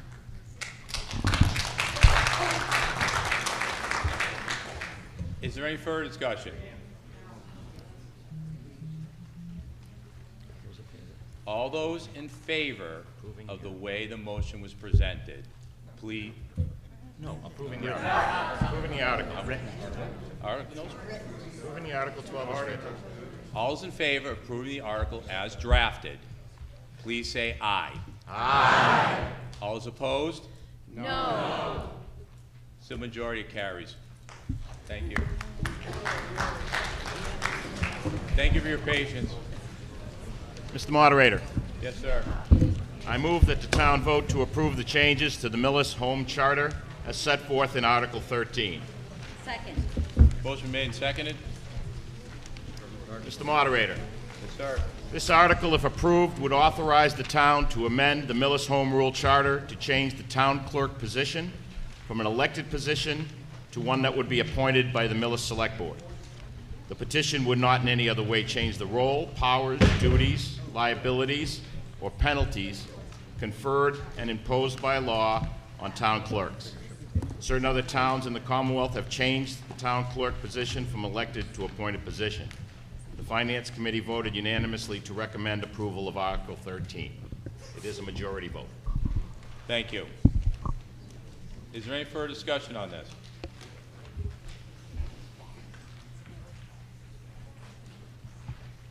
Yes, ma'am. Lisa Harden, 56 Walnut Street. For those that may not know me, I'm not the current town clerk, but I was the previous town clerk for 21 years and worked in the town clerk's office for 24 years. I've lived in Millis since 1970. I am speaking against passage of this article as it is currently written. There's nothing in,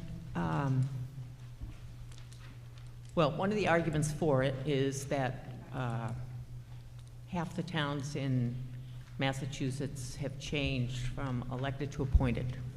Town clerks were all elected originally, and some of the towns are going toward appointed. However, 100% of those were elected, full-time, salaried positions. The Millis current town clerk position is not full-time, not salaried, no hours, very low pay. So there's nothing in the way this is written currently that would hold the selectmen to actually appoint a full-time salaried town clerk. I'm not opposed to having a full-time salaried town clerk. I argued for it for 10 years. But there's nothing here that would make that happen. And I think it needs to be rewritten. And also, it doesn't have an effective date as to when the election would happen, that it sort of depends on. So I am opposed to the motion as written. Thank you. Thank you. Mr. Moderator? Go ahead. Sir. Mr. Moderator? Yes, sir. Jim McCaffrey, 21 Jameson Drive. I'd like to speak in favor of the motion to make the town clerk's position an appointed position. I think this is the right reform to town government today, and the proposal is to do it in the right way, which is that way is to follow the provisions of the charter to not only consider this, for the selectmen to consider it, and then for the town meeting to consider it, and then for the voters to decide one way or the other. So I think it's the right move because it's time for us to move to, as indicated, a full-time town clerk position. What the charter amendment does is it removes the town clerk from an list of elected positions and puts it into the article which allows for the town administrator or the Board of Selectmen through the town administrator to make an appointment. This is an important department that needs to be professionally managed, and there's no guarantee going forward that if we retain this as an elected position that we will have the right level of capability and qualifications to do the job. So I think it's important for us to move in that direction. It's been something I know that the board has been working on at least since 2019. I happen to know that since I was on the board at the time, and my failure does not mean that we shouldn't do it now. This is the only department head that is not full-time salaried and with qualifications. This is a department head like the DPW, like the police and fire, like the library director, like the Council on Aging. In fact, the Council on Aging, the rec department, are two departments that have a similar budget, but they are managed by a full-time manager. I think it's important for the town to make this change. I think, again, that it's the right thing to do. It's part of an evolution, and for those of you who weren't here in 1975, I think that includes me, but I just missed it. This article was part of the charter adopted in 1975. Over a 50-year period, we've been amending it to meet the new needs of the town and the new requirements of professional town management. So I think the time has come for us to make this change, and I urge everyone to vote in favor of this motion. Thank you. Thank you. Yes, ma'am. Loring Barnes, Curve Street. I was on the select board with Mr. McCaffrey when the consultant's examination of how this department was staffed generated the report that has been on the website now since 2019. And I want to acknowledge that my former board colleague, who's, I think, a custodian of history and tradition, has identified what I see as also benefits to us. Those of us who've ever had to work anywhere have always had somebody to whom we report, and or we have expected our peers or people that reported to us to have a chain of command. And if something goes wrong, you have to be able to address it very, very quickly. And changing this to a professionalized direct report position and making it, it's not just appointed, that's the end game. It's conventionally hired. It's somebody goes through a rigorous screening process, and that's how an Anne Marie Gagnon arrives to our town. So I'm very excited to see this. I think this is the right step for our town. If anything, I think it's overdue, and we want our town management, I'm looking at Mr. Kaczynski as our town administrator, we want our town management and HR people to be able to make our employees effective and accountable for excellence, and this is the way to accomplish it. Thank you. Thank you. Yes, sir. Jim Angelo, 34 Lavender Street. I've only been voting for a short 47 years, and I voted for Arthur Thorne, George Ford, Roma Curran, Pat Sjogren, and Lisa Harden. And I think, as a townsperson, we voted for good people. I don't understand why the selectmen think that the town's vote doesn't count. And the other part that I don't understand is you're going to have a person who's on a contract, who's in charge of elections, who's in charge of nomination papers, who's in charge of the open meeting law, who has to answer to the selectmen and to the town administrator. And you should watch out, Brutus, because you'll be next. They can have it. All right? I think the town is taking the choice away from the people, and the people have made smart choices. And like I said, I've only been voting for a short 47 years, and I don't think the people should give up the power of the elections, and you can pay a town clerk and still have them elected.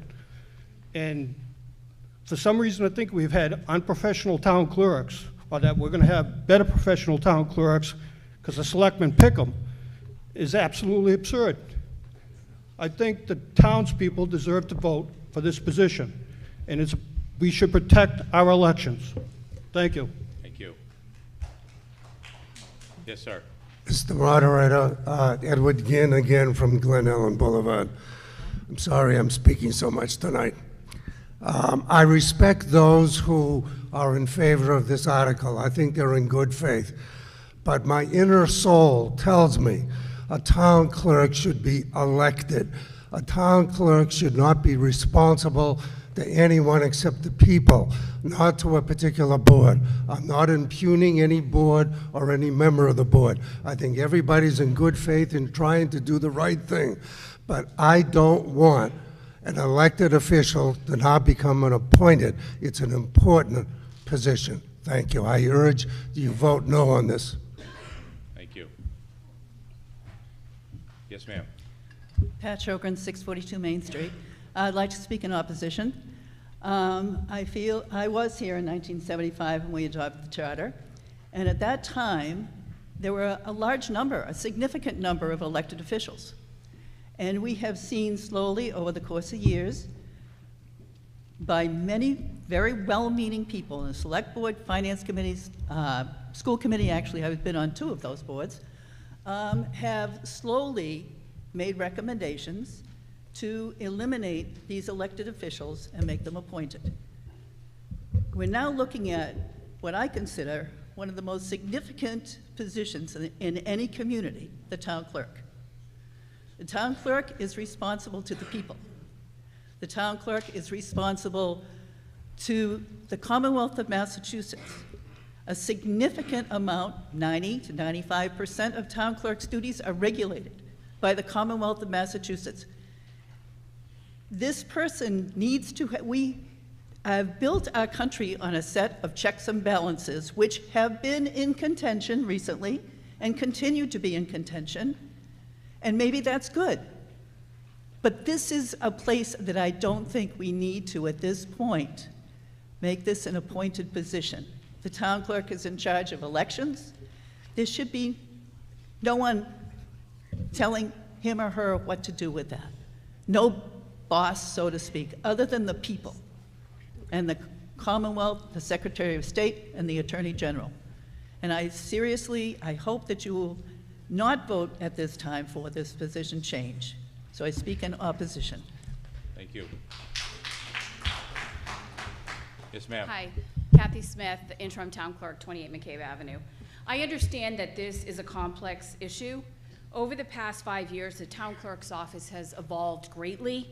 Many of the responsibilities, particularly those regarding elections and vitals and record keeping, are regulated by the Secretary of State, Attorney General. So there's very little that we have. We're regulated by all kinds of laws. One of the biggest advantages to moving it to appointed is increased accountability and availability.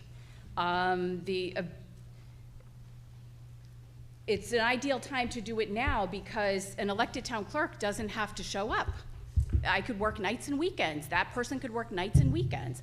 We want to make it a professional position where you're there during regular business hours for the public and be able to meet with department heads, the Board of Selectmen, the town administrator, and do that.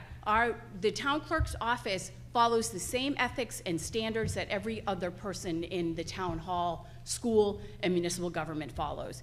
So there's no way that anything could happen differently. I think it's now time to make it appointed. We've never had a full-time position. It's a full-time position, and I think if you're going to be paid a full-time salary, you should be you know, you should be there for the public. You should be accountable. You should be there. Thank you. Thank you.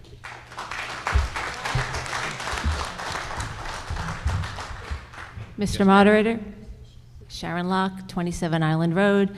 I too would like to speak out in favor of appointing the town clerk. I think it is time for Millis to move forward like other towns in the Metro West area that surround us. Kathy kind of stole my thunder. She said a lot of what I wanted to say. I have not been voting since 1975 in Millis, but I do respect the history of the town, and I think we have been very, very lucky that we have had town clerks that have stayed in the position.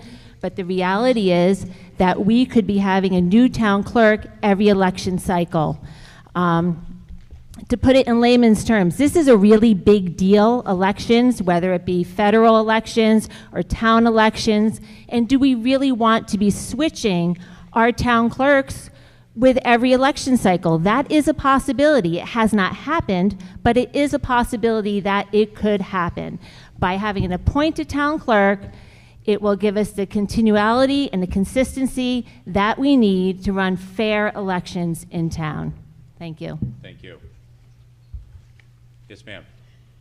Sue Vara, 115 Forest Road. I have been working at the town clerk's office now for 7.5 years. I did work with the elected official at the time, and her unexpected retirement came across in August. We were left with 2 major elections and also the town meeting in the fall.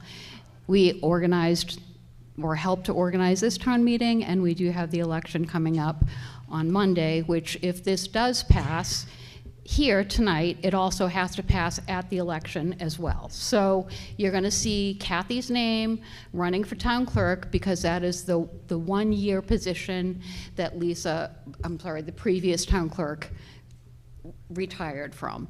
So that needs to be fulfilled one way or the other. We're not sure if it gets appointed tonight, then it needs to get appointed at the ballot, and the town clerk position will then be an appointed position, and she won't have to run again in 2026. If it does not pass tonight or at the ballot, she will have to run again in 2026, and there have been numerous changes within the 7 years that I've been in that office. From 2020 on, things have changed drastically. We used to have maybe 50 ballots to mail out. Now we have 3,500 sometimes to mail out and keep track of and have them come and go. So I think having somebody in there who has experience, has a knowledge, is keeping up with all the latest education and trends that are happening. And also, if the town clerk is the head of the elections, I think that can be a little, what's the right word? I don't want to say nefarious, but it could be perceived, yeah, thank you, conflict of interest. Thank you. Thank you. Anything new? Ms. Harden? Anything new? Lisa Harden. Dad?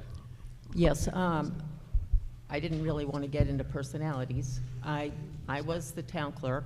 I hired both of these people, and I was very part-time. I wasn't given any hours. I was paid first $5,000 a year, and then, wow, I got moved up to $12,000. And I was expected to be there full-time. Well, obviously, that was not going to happen. I'm not opposed. I said I was in favor of a full-time town clerk. There's nothing that prevents the select board from paying a town clerk for a full-time position right now. A lot of the surrounding towns, well, all of the current towns in Massachusetts, except Millis, that have a full-time town clerk elected are paid a full-time salary. There's absolutely no reason why you have to appoint the person in order to pay them. So there's that argument, but also the way it's written, there's nothing here that says they're even going to make the person full-time. So, thank you. Mr. Moderator. Mr. Moderator, Jim Angelo, just a couple of points. You can have a salaried, elected town clerk with hours. I mean, keep on making the point that, oh, you'll have hours, and, I mean, the only reason we don't pay the town clerk is the selectmen have decided not to. And for consistency, the only consistency with an appointed town clerk is that she gets 2 votes, or he gets 2 votes, from the selectmen every 3 years. If you want consistency, leave it up to the voters. The voters should be able to make a choice for the town clerk and protect the elections. Thank you. Mr. Moderator. Mr. Schultz. Yeah, just to address a few things that I've heard. First off, this will be a full-time appointed position. This is not, if this passes. It doesn't spell it out in here, but that is clearly an intent, and it doesn't spell out many of the other positions' details in the town rule charter, home rule charter. It's the intent, it's what's going to happen. There'll be an election on Monday. That would finalize it, and 30 days later, we start interviewing, we look at resumes, we select somebody, and we appoint them. That means hire them in town meeting world. I don't know why we call it appoint. But anyway, we hire that person. That person's not going to have to be reappointed every 3 years. They're hired until they're either let go or resign. And we have very little control over what the town clerk can do. I'll tell you the problems I had, though. When I pulled papers last time, I went to the town clerk's office 3 times after they said it's time to pull papers. And they didn't have any papers, and there was no town clerk.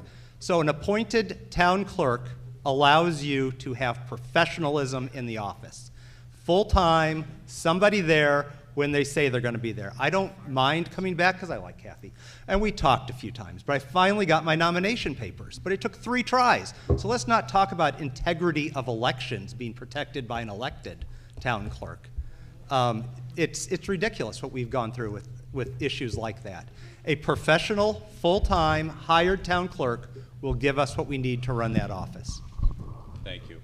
Yes, ma'am. Megan Kelo, 260 Plain Street, and I did have to think for a second about my address. I'm on a number of boards in a lot of institutions and around town, and what I know being on those boards and these volunteer things, we're all very busy people. So when we have an opportunity to hire someone to do admin type work or to do something we can't get to all the time, we do. This is not like the idea of staffing an office through hiring is efficient, and we're all about efficiency in government these days. And we've never had anybody like rushing to be in this position. It has been a one person running for this office for the 15 years I've lived here. It's not like people are running to the papers to fill this seat. So maybe there's somebody who actually enjoys this type of work who would apply for it, but not somebody who would run for it because they have a job, they have children, they're trying to keep all of their other plates spinning. So it seems like an efficient choice to move our government along and to keep everything bumping along smoothly. Thank you. Two new issues. I just want to be clear with you. I know. Okay? I Third understand. time. Not charm of talking my about discretion. anything I did before. I want to be quick. Go ahead. The ballot, I have not seen the town election ballot. Is the question on it? Yes. Yeah? Yes. On Monday? Yes. Okay. Yes. So then theoretically, this would all happen July 1st or something, or close? Yes. Right, okay. My other comment is just that if the town clerk's elected, they have to be a Millis resident, which I personally think is very important. And if they're appointed, they don't have to be. Thank you. Thank you. Yes, ma'am. I want to wrap it up a little bit. The history of the town clerk is correct. Every town clerk was elected at one time, along with every treasurer.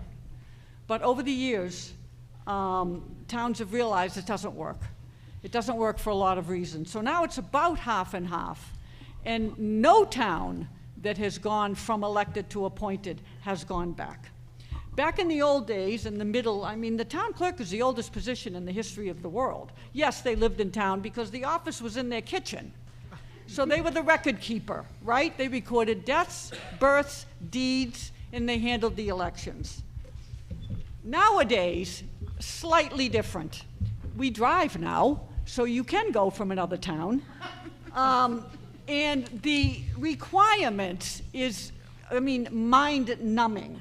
The present-day town clerk position is a highly technical, complex position. The statewide Town Clerks Association cites 37 separate chapters and 451 sections of the Mass General Laws that they need to be familiar with. This does not include each specific town's bylaws, charters, and special acts. Many of the filings have strict deadlines. So you miss it, you're out. There's complex record keeping. They train, recruit, and schedule election workers. Such highly technical positions cannot be by elections. The second to the last speaker said, hardly anybody runs nowadays. You get a very small pool, and they have to come from Millis. Not that we don't have the best and the brightest, but it's an election. What you see is what I tell you. Hell, you elected me. You bought everything I told you. And now you want to see if I'm doing a good job? Well, you can tell if I agree with you because you can turn on a select board meeting and you can see because we make policy. If you don't believe with the policy I'm going with, vote me out. None of you are in the town clerk's office making sure that the town clerk has put something in on time, a records request has been on time. We've been in trouble a lot because of these mistakes and oversights. So I read a very good thing. Election to town office or any office does not necessarily require experience. It doesn't even require intelligence. I thought that was brilliant. So, I mean, listen, I ran. So when you say that they report to the electorate, every 3 years you may get 30 seconds. You may get a new town clerk. You're off and running. There's no time to learn this on the job. It's a very, very highly technical position. Again, they don't forge public policy. 95% is statutory.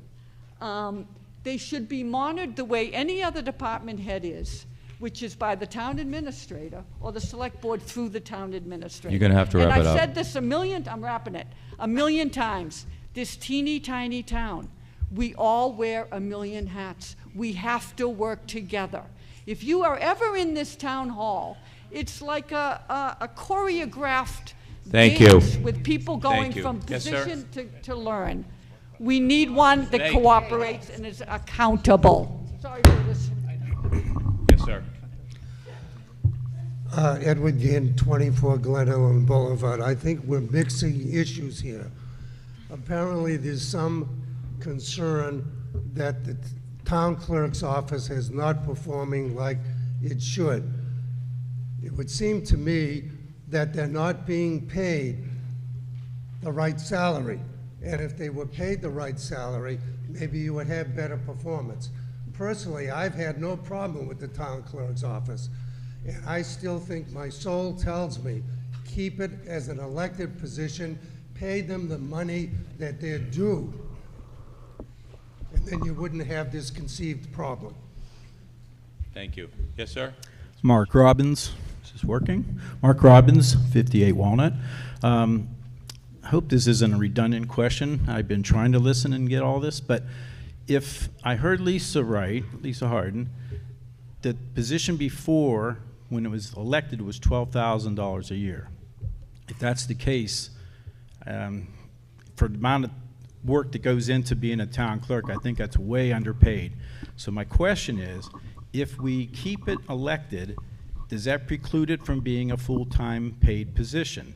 And if it goes to be appointed or I guess that's the word they want to use, appointed, but it's more of a vetting process than just being appointed. But does that allow it to become a full-time paid position? So that's my question. And that will enable, I think, many of us in here to decide whether to keep it elected or to be appointed, because the pay at $12,000 a year is not going to get the quality that the position requires. Thank you. Mr. Schultz. Thank you, Mr. Moderator. The position, an elected position, is supervised by the voters every 3 years. There's nobody saying you have to be in the office a certain amount of time, certain number of hours, or any of that. If we move that to a full-time position with full-time pay, call it $85,000, I'll run. You'll never see me in the town clerk's office. But you can't do anything about it for 3 years because it's elected, so there's nobody supervising me. We need a full-time appointed position who is supervised, paid a full-time salary, and in charge of running it. Because if we move it to a full-time, right now we haven't had a lot of people run. But the minute you move that salary up and say there is no hours requirement, a lot of us would run. A lot. Thank you. Mr. Moderator, Anything can we you'd add? move the question? Oh, thanks. Moderator, I move the question Can we move the also. question? A motion's been made to move the question. Is there a second? Second. Motion made and second. This is just to move the question. So we're going to vote on it and discussion. All's in favor, please say aye. Aye. All's opposed? Motion carries unanimously. Let's go. So a yes vote will change the clerk's position from elected to appointed. With that said, there's also be an election on Monday. That's be approved by the voters also. 2/3, right? Yes, and it's a 2/3. Is this 2/3?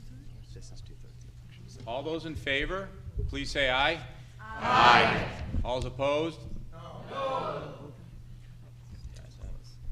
I'm going to, it's a very important decision. I'm going to call for, I need to determine one more time. All's in favor, please say aye. Aye. All's opposed? No. I'm going to request a standing vote.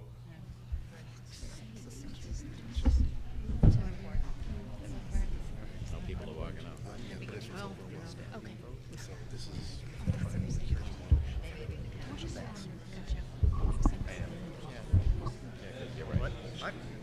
Maybe. Maybe nobody wins. Maybe it's a push. The conclave. There'll be smoke coming out of the flag. Next are up. We got to get this going. Really? Did you take anything? Down to the bet. Just so you know, so questions aren't brought up, the count is going to be done by the tellers who are under the clerk, but the clerk is not doing it. It's going to be overseen by Nate Maltinsky, who is the town constable. So the clerk, the acting clerk, is not part of this vote. So all those in favor, please rise and remain standing.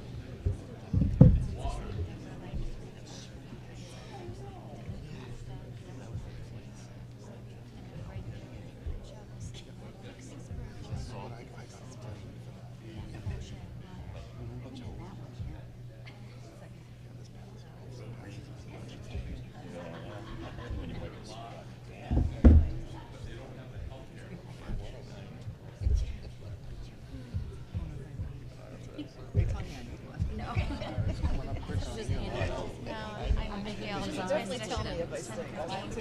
And you know what's so funny is it was in my head and I didn't. Well, that's again. People think conspiracy theories with this, conspiracy theories with this.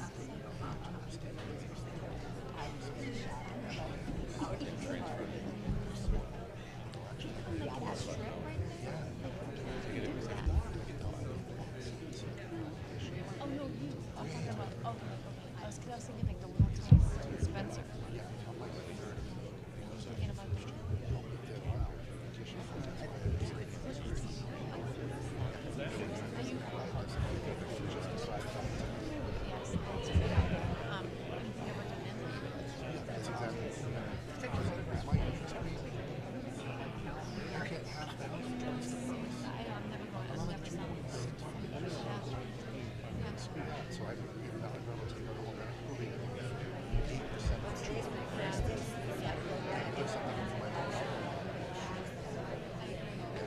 yeah, that's the same thing. We need to take it out of the lineup just in case. I haven't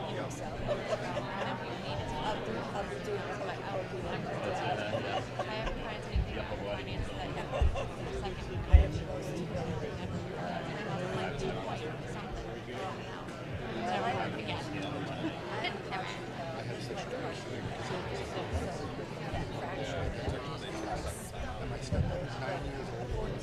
Thank you. Please be seated. Unless you're voting no, you can please rise now. Thank you.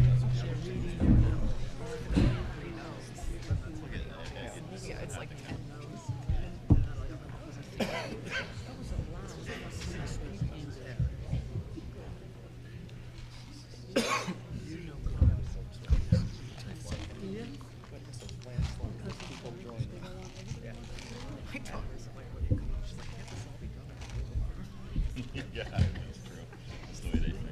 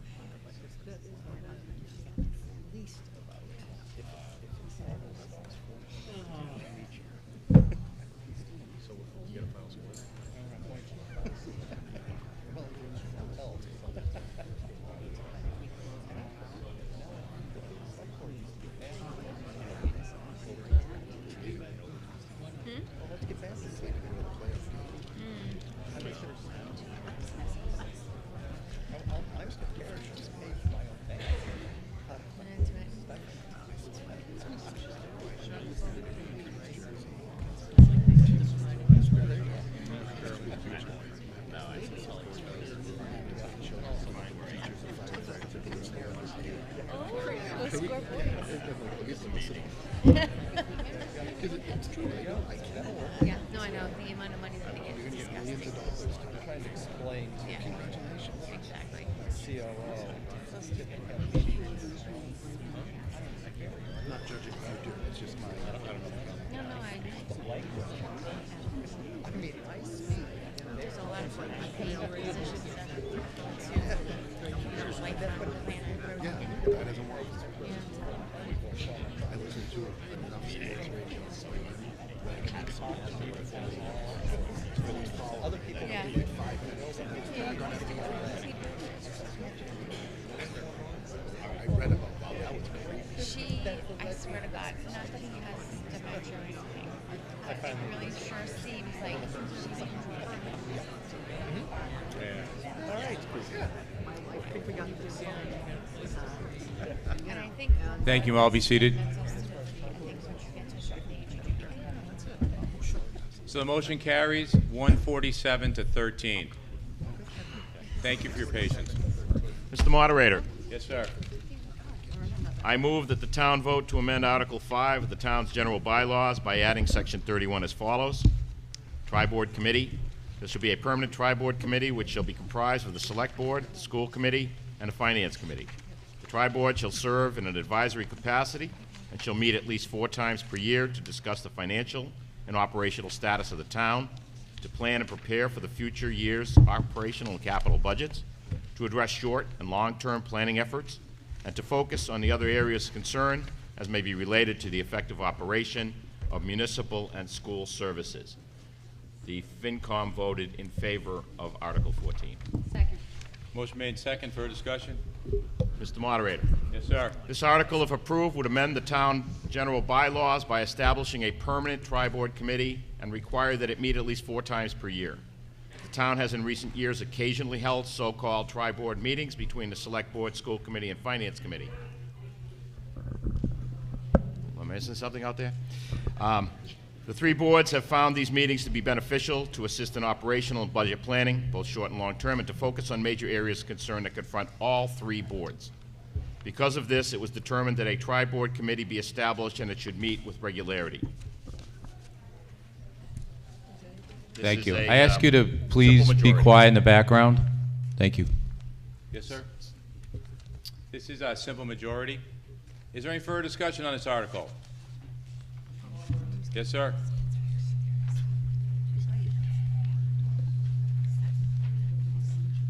Jim Angelo, are these public meetings?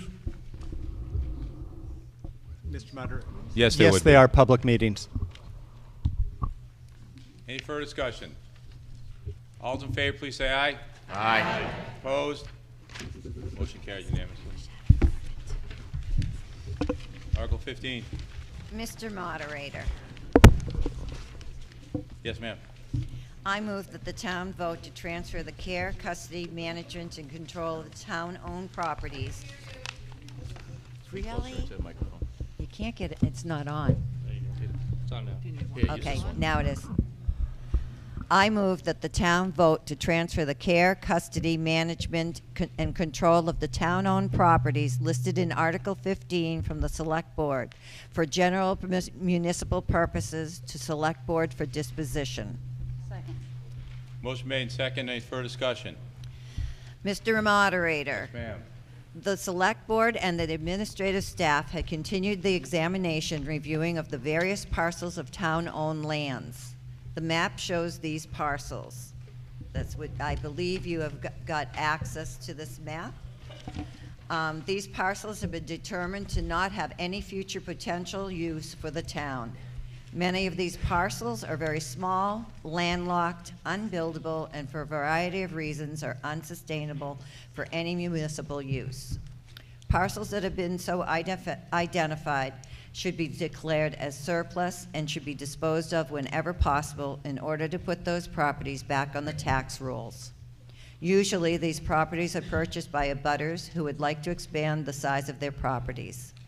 If this article is approved, the parcel will be put up for sale or auction in accordance to the state law to get the widest net.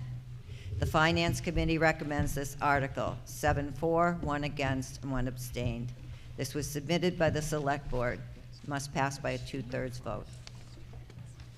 Any further discussion? All's in favor, please say aye. Aye. All's opposed? Motion carries unanimously.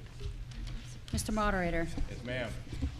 I move that the town vote to amend the Millis zoning bylaws as most recently amended by amending Section 11, Special Flood Hazard District, Section 2 definitions, and to amend other related provisions of the zoning bylaw, all as printed in the warrant, in order to become in compliance with the FEMA flood insurance rate maps firms, and to amend the Millis zoning map accordingly. Motion made. This was submitted by the planning board, and it requires a 2/3 vote. Second. Second. Motion made second. Mr. Moderator, Yes, ma'am. this article is designed to enhance the town's resilience against flood hazards by amending our bylaws to comply with the new regulations from 2023 by the Federal Emergency Management Agency, FEMA, and incorporating the National Flood Insurance Program rate maps into our zoning maps. The proposed amendments include changes in the delineation of the flood zones, revised construction standards for both new buildings and substantial improvements, and updated criteria for the management of floodplain development. The Finance Committee unanimously recommends approval of this article. Any further discussions? This is a 2/3 majority vote. All's in favor, please say aye. Aye. Opposed? Motion carries.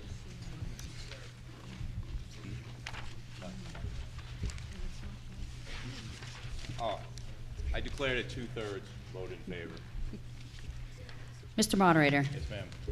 I move that the town vote to amend the Millis zoning bylaws as most recently amended by replacing the definition of accessory family unit with accessory dwelling unit, deleting section X11 III.0 accessory family unit, and by adding a new section with respect to accessory dwelling units and revising Table 1 use regulations as written in the warrant.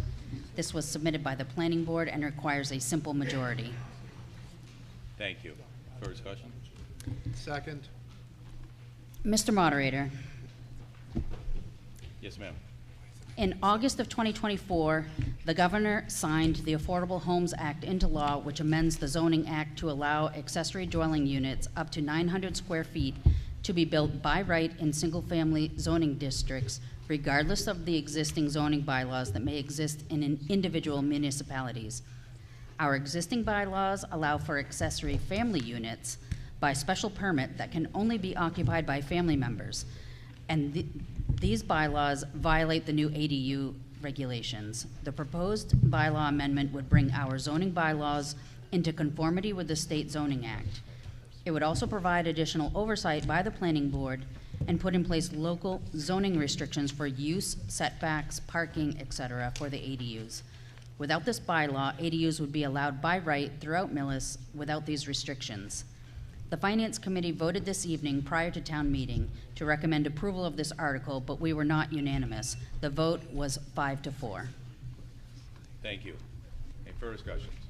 Yeah, Richard Nichols, 47 Grove Street, Millis. This article was put in place because, as Jody said, that if we don't have anything, it can be put Mr. Nichols? anywhere. Are you speaking for yourself or the planning board? I'm speaking for myself. Thank That's you. why I put I just my want to name in. clarify. Yeah, I didn't say anything other than I my know. name. But people think. you Yes, know. I understand that. Thank you. So anyhow, this was put in place to make sure that we had something to cover the town. These were basically taken from a suggestion from town council that what was being done in throughout the state. So basically, this is something that they're doing across the board, and the planning board had put that forwards as such. That's all. Thank you. Yes, ma'am. Jen Zaretsky, 140 Causeway Street. I'd like to propose an amendment to the bylaw. It would be to strike section 2A3 saying they could not be used as short-term rentals. Reason being that I think it's not required by the state law to do that, and it would allow people who build the ADUs to have greater flexibility. I just need, so your motion, Oh, yeah. you have it written down? Yeah, I do. Can I get a copy of that?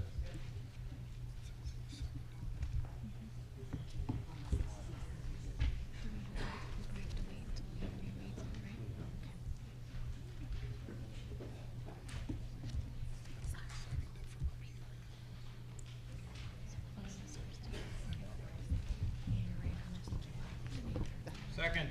Okay, thank you. So all you want to do is strike under section 2, part A, number 3. Yep. The requirement for 31 days or less. Right, the requirement that it had to be 31 days or more, rented for 31 days or more, yeah. And I did hear a second. Okay, motion been made in second. Is there further discussion on the motion as made? I'm in favor of the motion. Is that where we're at? Yeah. Yeah.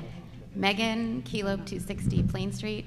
I'm in favor of the motion because I think that having access to ADUs for helping our in-laws is great, but when they move on, for whatever reason, out of the ADU, being required to only recoup financially through long-term rentals is very limiting and restricting. I also think that having ADUs in our town with our neighbors is good for our town, because when we have family that come and visit us for a weekend for graduation, being able to reach out to friends to rent their ADUs for cousins, for graduations, for other family events, that's the big town, small town, big family situation. And we have a lot of our family that's in California and Massachusetts, and New York. So being able to tap into that is helpful. And I think it's not something that you get to say, no, this is how you get to use your property quite so restrictively. I don't see how it negatively impacts the town at all to have short-term rental on the few properties that are going to be able to afford to make that happen anyway. Thank you. Hi, Yes, sir. Sushil Prem, 30 Acorn Street. As I understand right now, we have AFU in the books, which allows you can expand up to 50% of whatever the existing square footage is. And the ADU will limit it to only 900 or 50% or 900, whichever is less. That's the new ADU. So I'm going to suggest Millis has both on the books. You know, if ADU is there, Sir? whoever Sir? allows. Sir, Yeah. sir, I really appreciate your comments, but what we're talking about specifically right now is if ADU's in place in whatever form, it can be used as a short-term rental. That's Right. the only thing we're discussing. So please state your thoughts. Oh, okay. Okay. So the AFU still will be on the books? However it goes on the books, we're just talking about short-term rentals. Okay. Less than 30 days. That's all we're talking about. That's a Okay. motion. I was confused. I was thinking the AFU will be eliminated and instead ADU will. We'll probably discuss that in a minute. Okay, okay, thank you. Yes, ma'am. Nicole Riley, Village Street. Mr. Moderator, for transparency, I am also on the planning board, but I am speaking as a resident.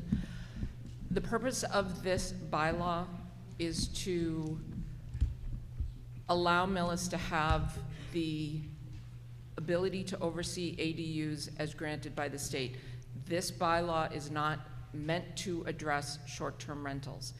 If we eliminate this paragraph, which is specifically allowed, we are allowed under the state regulations to prohibit short-term rentals on ADUs. If we pass this motion to amend, we are in effect putting the cart before the horse. If Millis, as a town, wants to address short-term rentals, then we should do so by establishing a short-term rental ordinance, as many towns in the Commonwealth have done so. Quincy, Lexington, Somerville,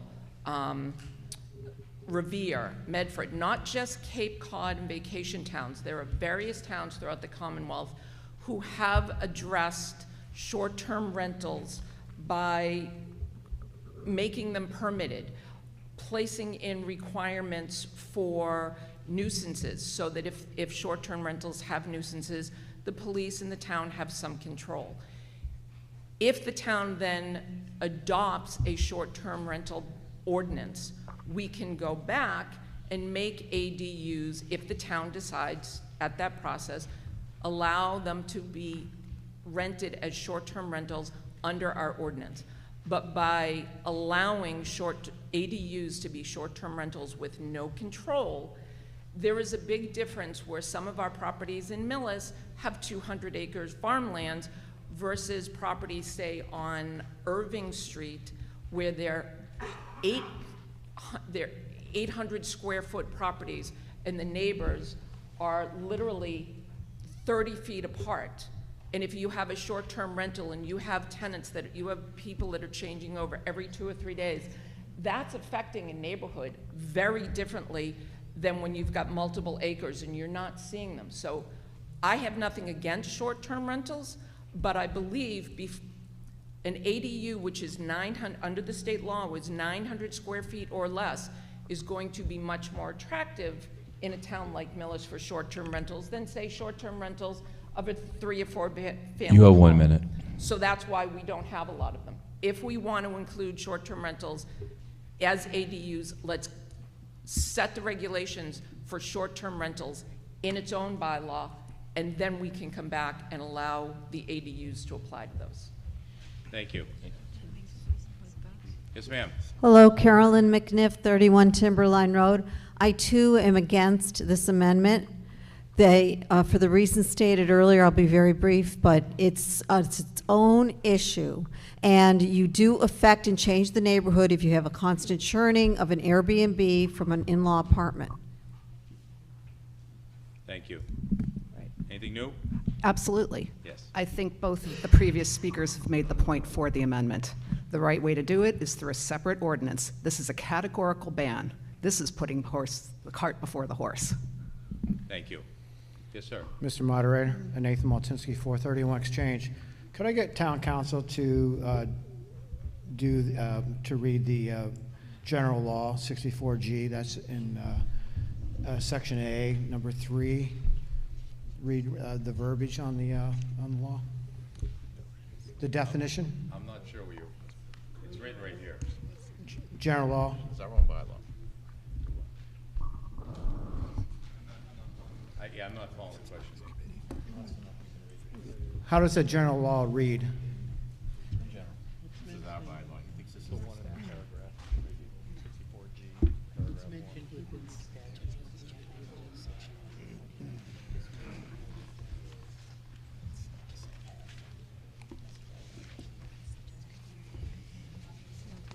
Hey, why don't you come up here? I want to answer your questions. I'm not sure what the question is.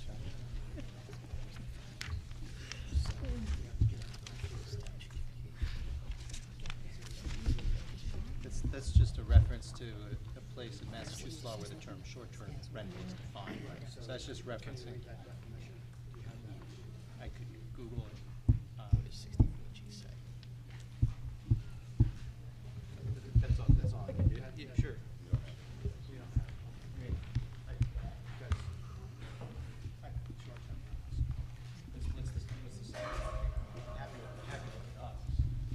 So he's requesting we look up the state definition of a short-term rental. 31 days or less. So we have to Google it.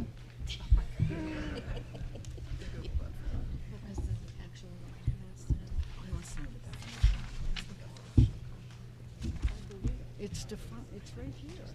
Because you're saying such as defined in section, they want to. Yeah. Shorter than 31 days.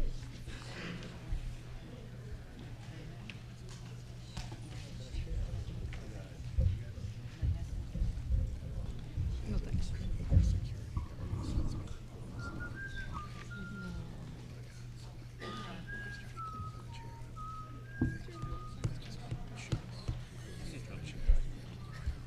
Row, row, row your boat gent. No.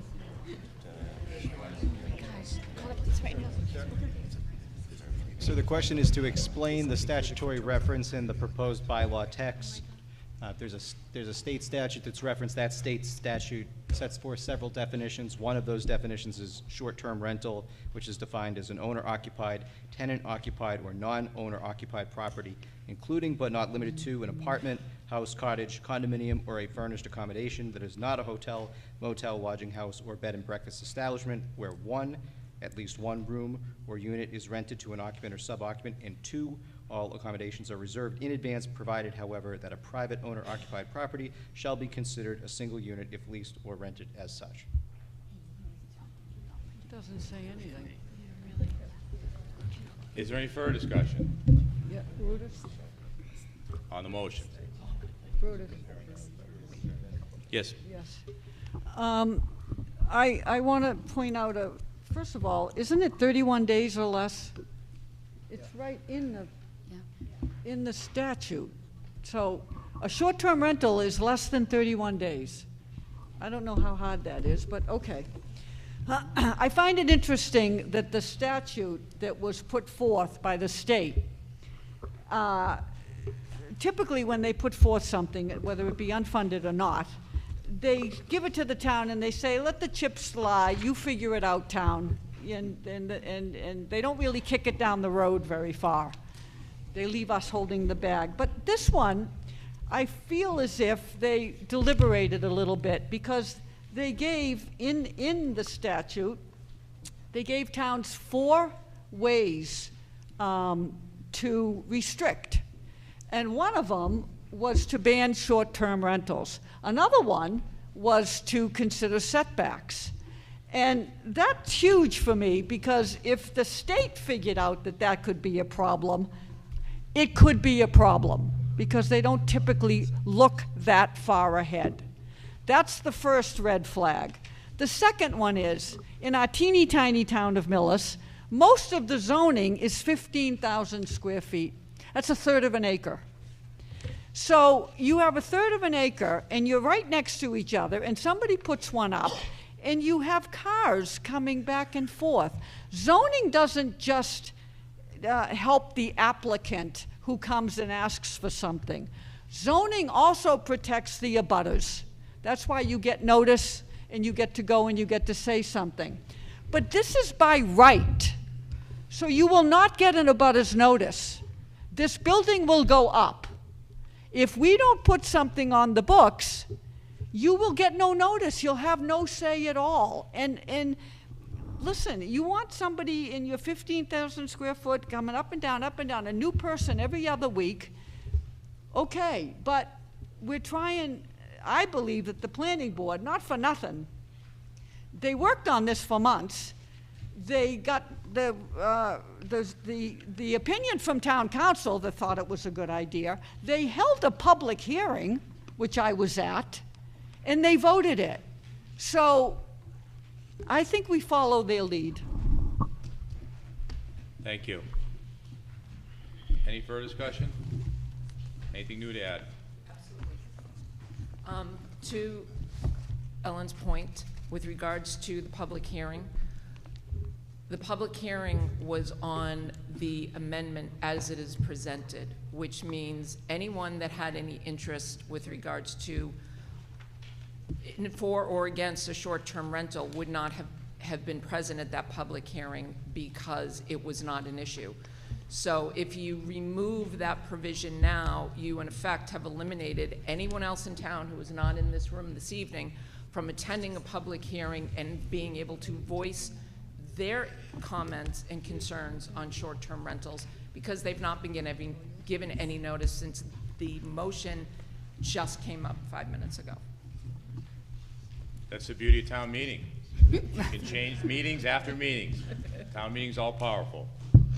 So with that said, is there any other discussion on the motion to eliminate under section 2A3, the ADUs short-term, be used as short-term less than 31 days? I know. Same thing. It's a motion, sure, it's a motion to the amendment, basically saying we're removing one part of that. So the one part that we're going to remove is basically ADUs can't be used for short-term rentals under 31 days. that's a yes, we're getting rid of that. Okay? If we say no, it stays in there. Okay? All those in favor, please say aye. Aye. All those opposed? No. No.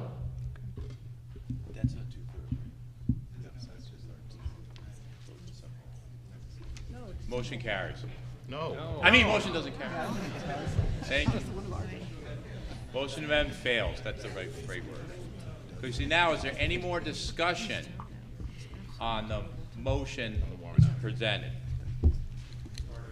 The article, motion. A yes vote means it will change. You have discussion? Yes, sir. Yeah, again, Sushil Prem, 30 Acorn Street. The dimensional, item B, dimensional requirements. I propose that, we, instead of 900 square feet or 50%, whichever is less, I propose we remove the 900 square feet and keep, 50% or less. Just, that's my proposal, the amendment.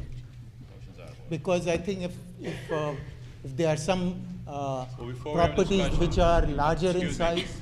Before your discussion, so you want to make a new motion to amend? You Yes. want to get rid of the 900 feet? Yes. Is what you're saying? Yes. Do you have that written down?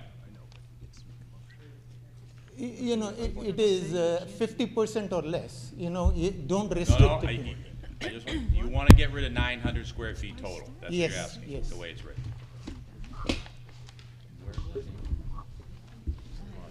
Is there a second to that?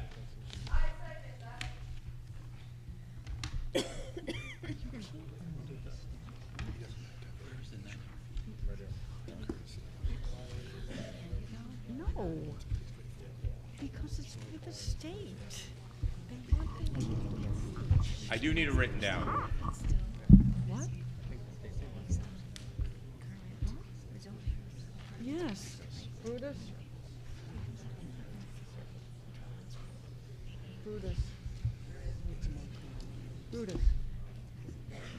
Brutus, this bylaw is by statute from the state. You cannot amend a statute from the state.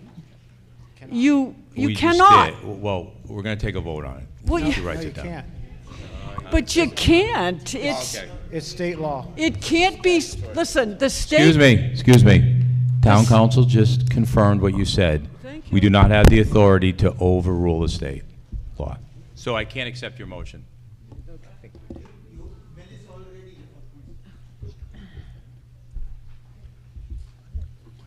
Millis on the books have a AFU which says it doesn't have 900. AFU say you can extend it as 50% of your property size. So you have that on your books already. You still can have this and that. By having both on the books, you are going to have a win-win situation. Whichever properties which are big enough and you want to expand can expand up to 50%, and it is win-win for the town of Millis. You'll get extra tax money, as well as you'll have both the options. You are Thank now you. limiting the option by only following the ADU. Thank you. The ADU statute is replacing the AFU. I They understand. conflict. So we needed to pick one, and because the state is mandating the ADU, we picked the ADU. The AFU will no longer exist Why if this can't you have passes. both? Because they conflict. They conflict They may in not their. conflict, they may actually be Nope. in addition Nope. to each other. They may complement each other. We were told by town council that they conflict. You can't have two on the books. And I'm noticing with other towns, there are not two on the books. Anyway, that's my proposal. Okay. Thank you. Yes, ma'am. Lisa Harden, 56 Walnut. I just have a question about currently existing accessory family units for in-laws. If they're already existing and they're more than the 900 square feet, are they grandfathered? What happens to them? Do they have to tear them down? Town council says yes, if they're over. They're If they're grandfathered? pre-existing, non-conforming. Yes, ma'am. So as I understand the motion that we currently have, right, it's asking the town to vote on whether we're going to amend our current zoning bylaws, right? So the current zoning bylaws allow for accessory family units. That is what is currently on the books. So here, we are asking to have a vote by our town on whether we want to keep that or we move to this new definition with the state statute. If there is no option for us to vote and to actually, that we have to go with the state statute, then why are we even having this discussion? We're not. Because we have to change our bylaws in accordance with the state laws, just like we did with our flood zones and other things. The state mandates it, and therefore we have to change our laws to conform with the state laws. And that's what they're doing here, and they're adding a few extra provisions that the state does allow, such as banning short-term rentals, parking provisions, and things of that nature. And so that's exactly what we are trying to ask here too. So we can go with the rest of the bylaws here. We're trying to have a motion that for the dimensional requirements that we can sort of keep. That is not one of the provisions that the state allows the local bylaws to change. Okay, okay, understood. Yes, Nicole. We asked this, the planning board actually asked the exact same question of town council in our discussions with him. And we were advised by town council that the accessory family unit bylaw that we currently have on the books, currently it cannot be enforced. It is in violation of state law once this new ADU bylaw was passed by the state. So we can't have, it's unenforceable. The family dwelling unit that we have, you can't have anymore. It violates state law under this new regulation. If we don't pass this at all, we will still have an ADUs, will still be by right in all residential neighborhoods. We can do nothing. What this does is just clarifies our bylaws so that they actually are in compliance with the state law by removing the accessory family unit, which is no longer, we can't enforce, off of our books. And two, it allows the town the site plan review, which is what the state statute allowed us to do. It says you can't prohibit, but we'll let you kind of govern these few things.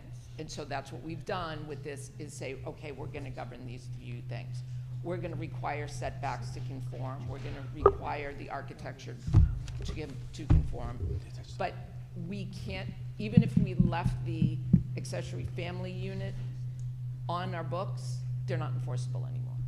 So what happens for people who already have built something like that? That's what's called a pre-existing non-conforming unit.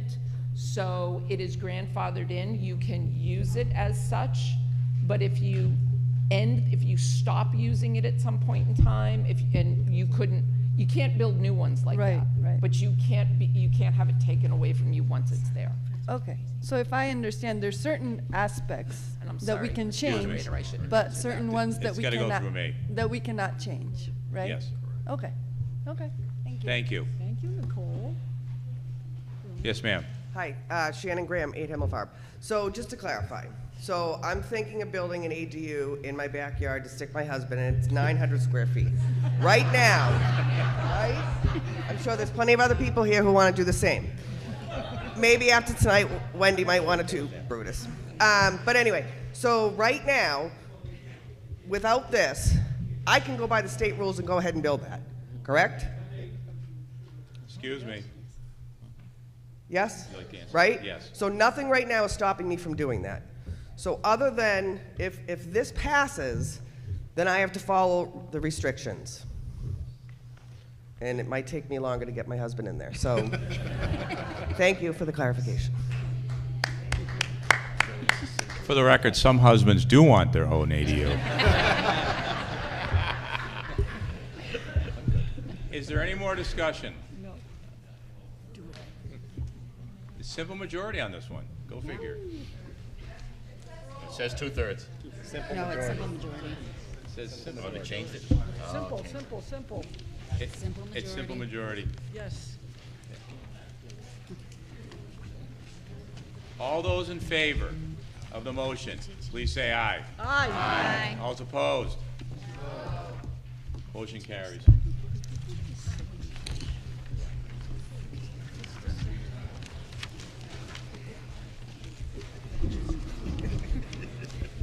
Mr. Moderator, Yes, ma'am. I move that the town vote to transfer from free cash the sum of $40,736.55 to the Unemployment Insurance Fund. This was submitted by the Select Board and requires a simple majority vote. Second. Motion made second for discussion. Mr. Moderator, Yes, ma'am. this article is authorizing the town to transfer the sum of $40,736.55 to the Unemployment Insurance Fund account. The town is self-insured and therefore must set aside funds in a special account to pay out for unemployment. This is replenishing the funds into this account. The Finance Committee voted unanimously to approve this motion. Any further discussion? All's in favor, please say aye. Aye. Opposed? Motion carries unanimously. Mr. Moderator, Yes, ma'am. I move that the town vote to transfer from free cash the sum of $300,000 to the MGL Chapter 41, Section 111F Injury Leave Indemnity Fund. This article was submitted by the Select Board and it requires a simple majority. Second. Motion made second. Further discussion? Mr. Moderator, Yes, ma'am. this article is authorizing the town to transfer the sum of $300,000 into the MGL Chapter 41, Section 111F Injury Leave Indemnity Fund for the purpose of paying police officers and firefighters who have sustained injuries in the performance of their duty during the period of the injury leave who have met the insurance threshold instead of appropriating these funds from the respectable department budget. The Finance Committee voted unanimously to approve this motion. Thank you. Any further discussion? All's in favor, please say aye. Aye. Opposed? Motion carries unanimously. Mr. Moderator, Yes, sir. I move that the town vote to transfer from free cash the sum of $50,000 to other post-employment benefits fund, OPEB, submitted by the Select Board, requires a simple majority vote. Second. Motion made second. Any further discussion? Mr. Moderator, Yes, sir. OPEB are retiree benefits other than pension benefits and include primarily health care insurance. Municipalities are required to provide these benefits and contribute at least 50% of the cost of premiums. OPEB are intended to be funded via a town-funded trust fund. However, the costs of doing so are in the millions of dollars. Most towns, like Millis, do not have enough funds in trust to fully fund their obligations. Current obligations are funded within the operating budget. It is a smart fiscal policy for the town to periodically add its OPEB fund to its OPEB fund because it's viewed favorably when establishing our bond rating. The Finance Committee voted unanimously to recommend approval of this article. Thank you. Any further discussion? All's in favor, please say aye. Aye. Opposed? Motion carries unanimously. Mr. Moderator, Yes, ma'am. I move that the town vote to transfer from free cash the sum of $100,000 to the stabilization fund. This was submitted by the Select Board and requires a simple majority. Is there a second. Motion's been seconded. Mr. Moderator, Yes, ma'am. the town of Millis has adopted a policy to maintain a stabilization fund equal to 5% of its annual general fund budget expenditures to be used only for unseen and emergency purposes. This article would transfer $100,000 from free cash to the stabilization fund, which will put the fund at about 6% and around $500,000 over our 5% goal. This will help the town's bond rating when we need to borrow funds and also allow an extra cushion for extraordinary expenses for future town meetings. The Finance Committee unanimously recommends approval of this article. Thank you. Is there any further discussion? Could you give the town an update on what our stabilization fund is at now rate? What we have in there? It is $2.857 million Great, thank you. as of March 31st, 2025. Thank you. All's in favor, please say aye. Aye. Opposed? Motion carries unanimously. Second.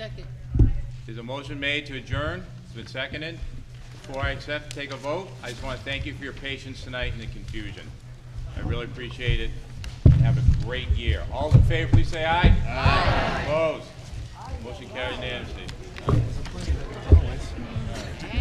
By 5 minutes.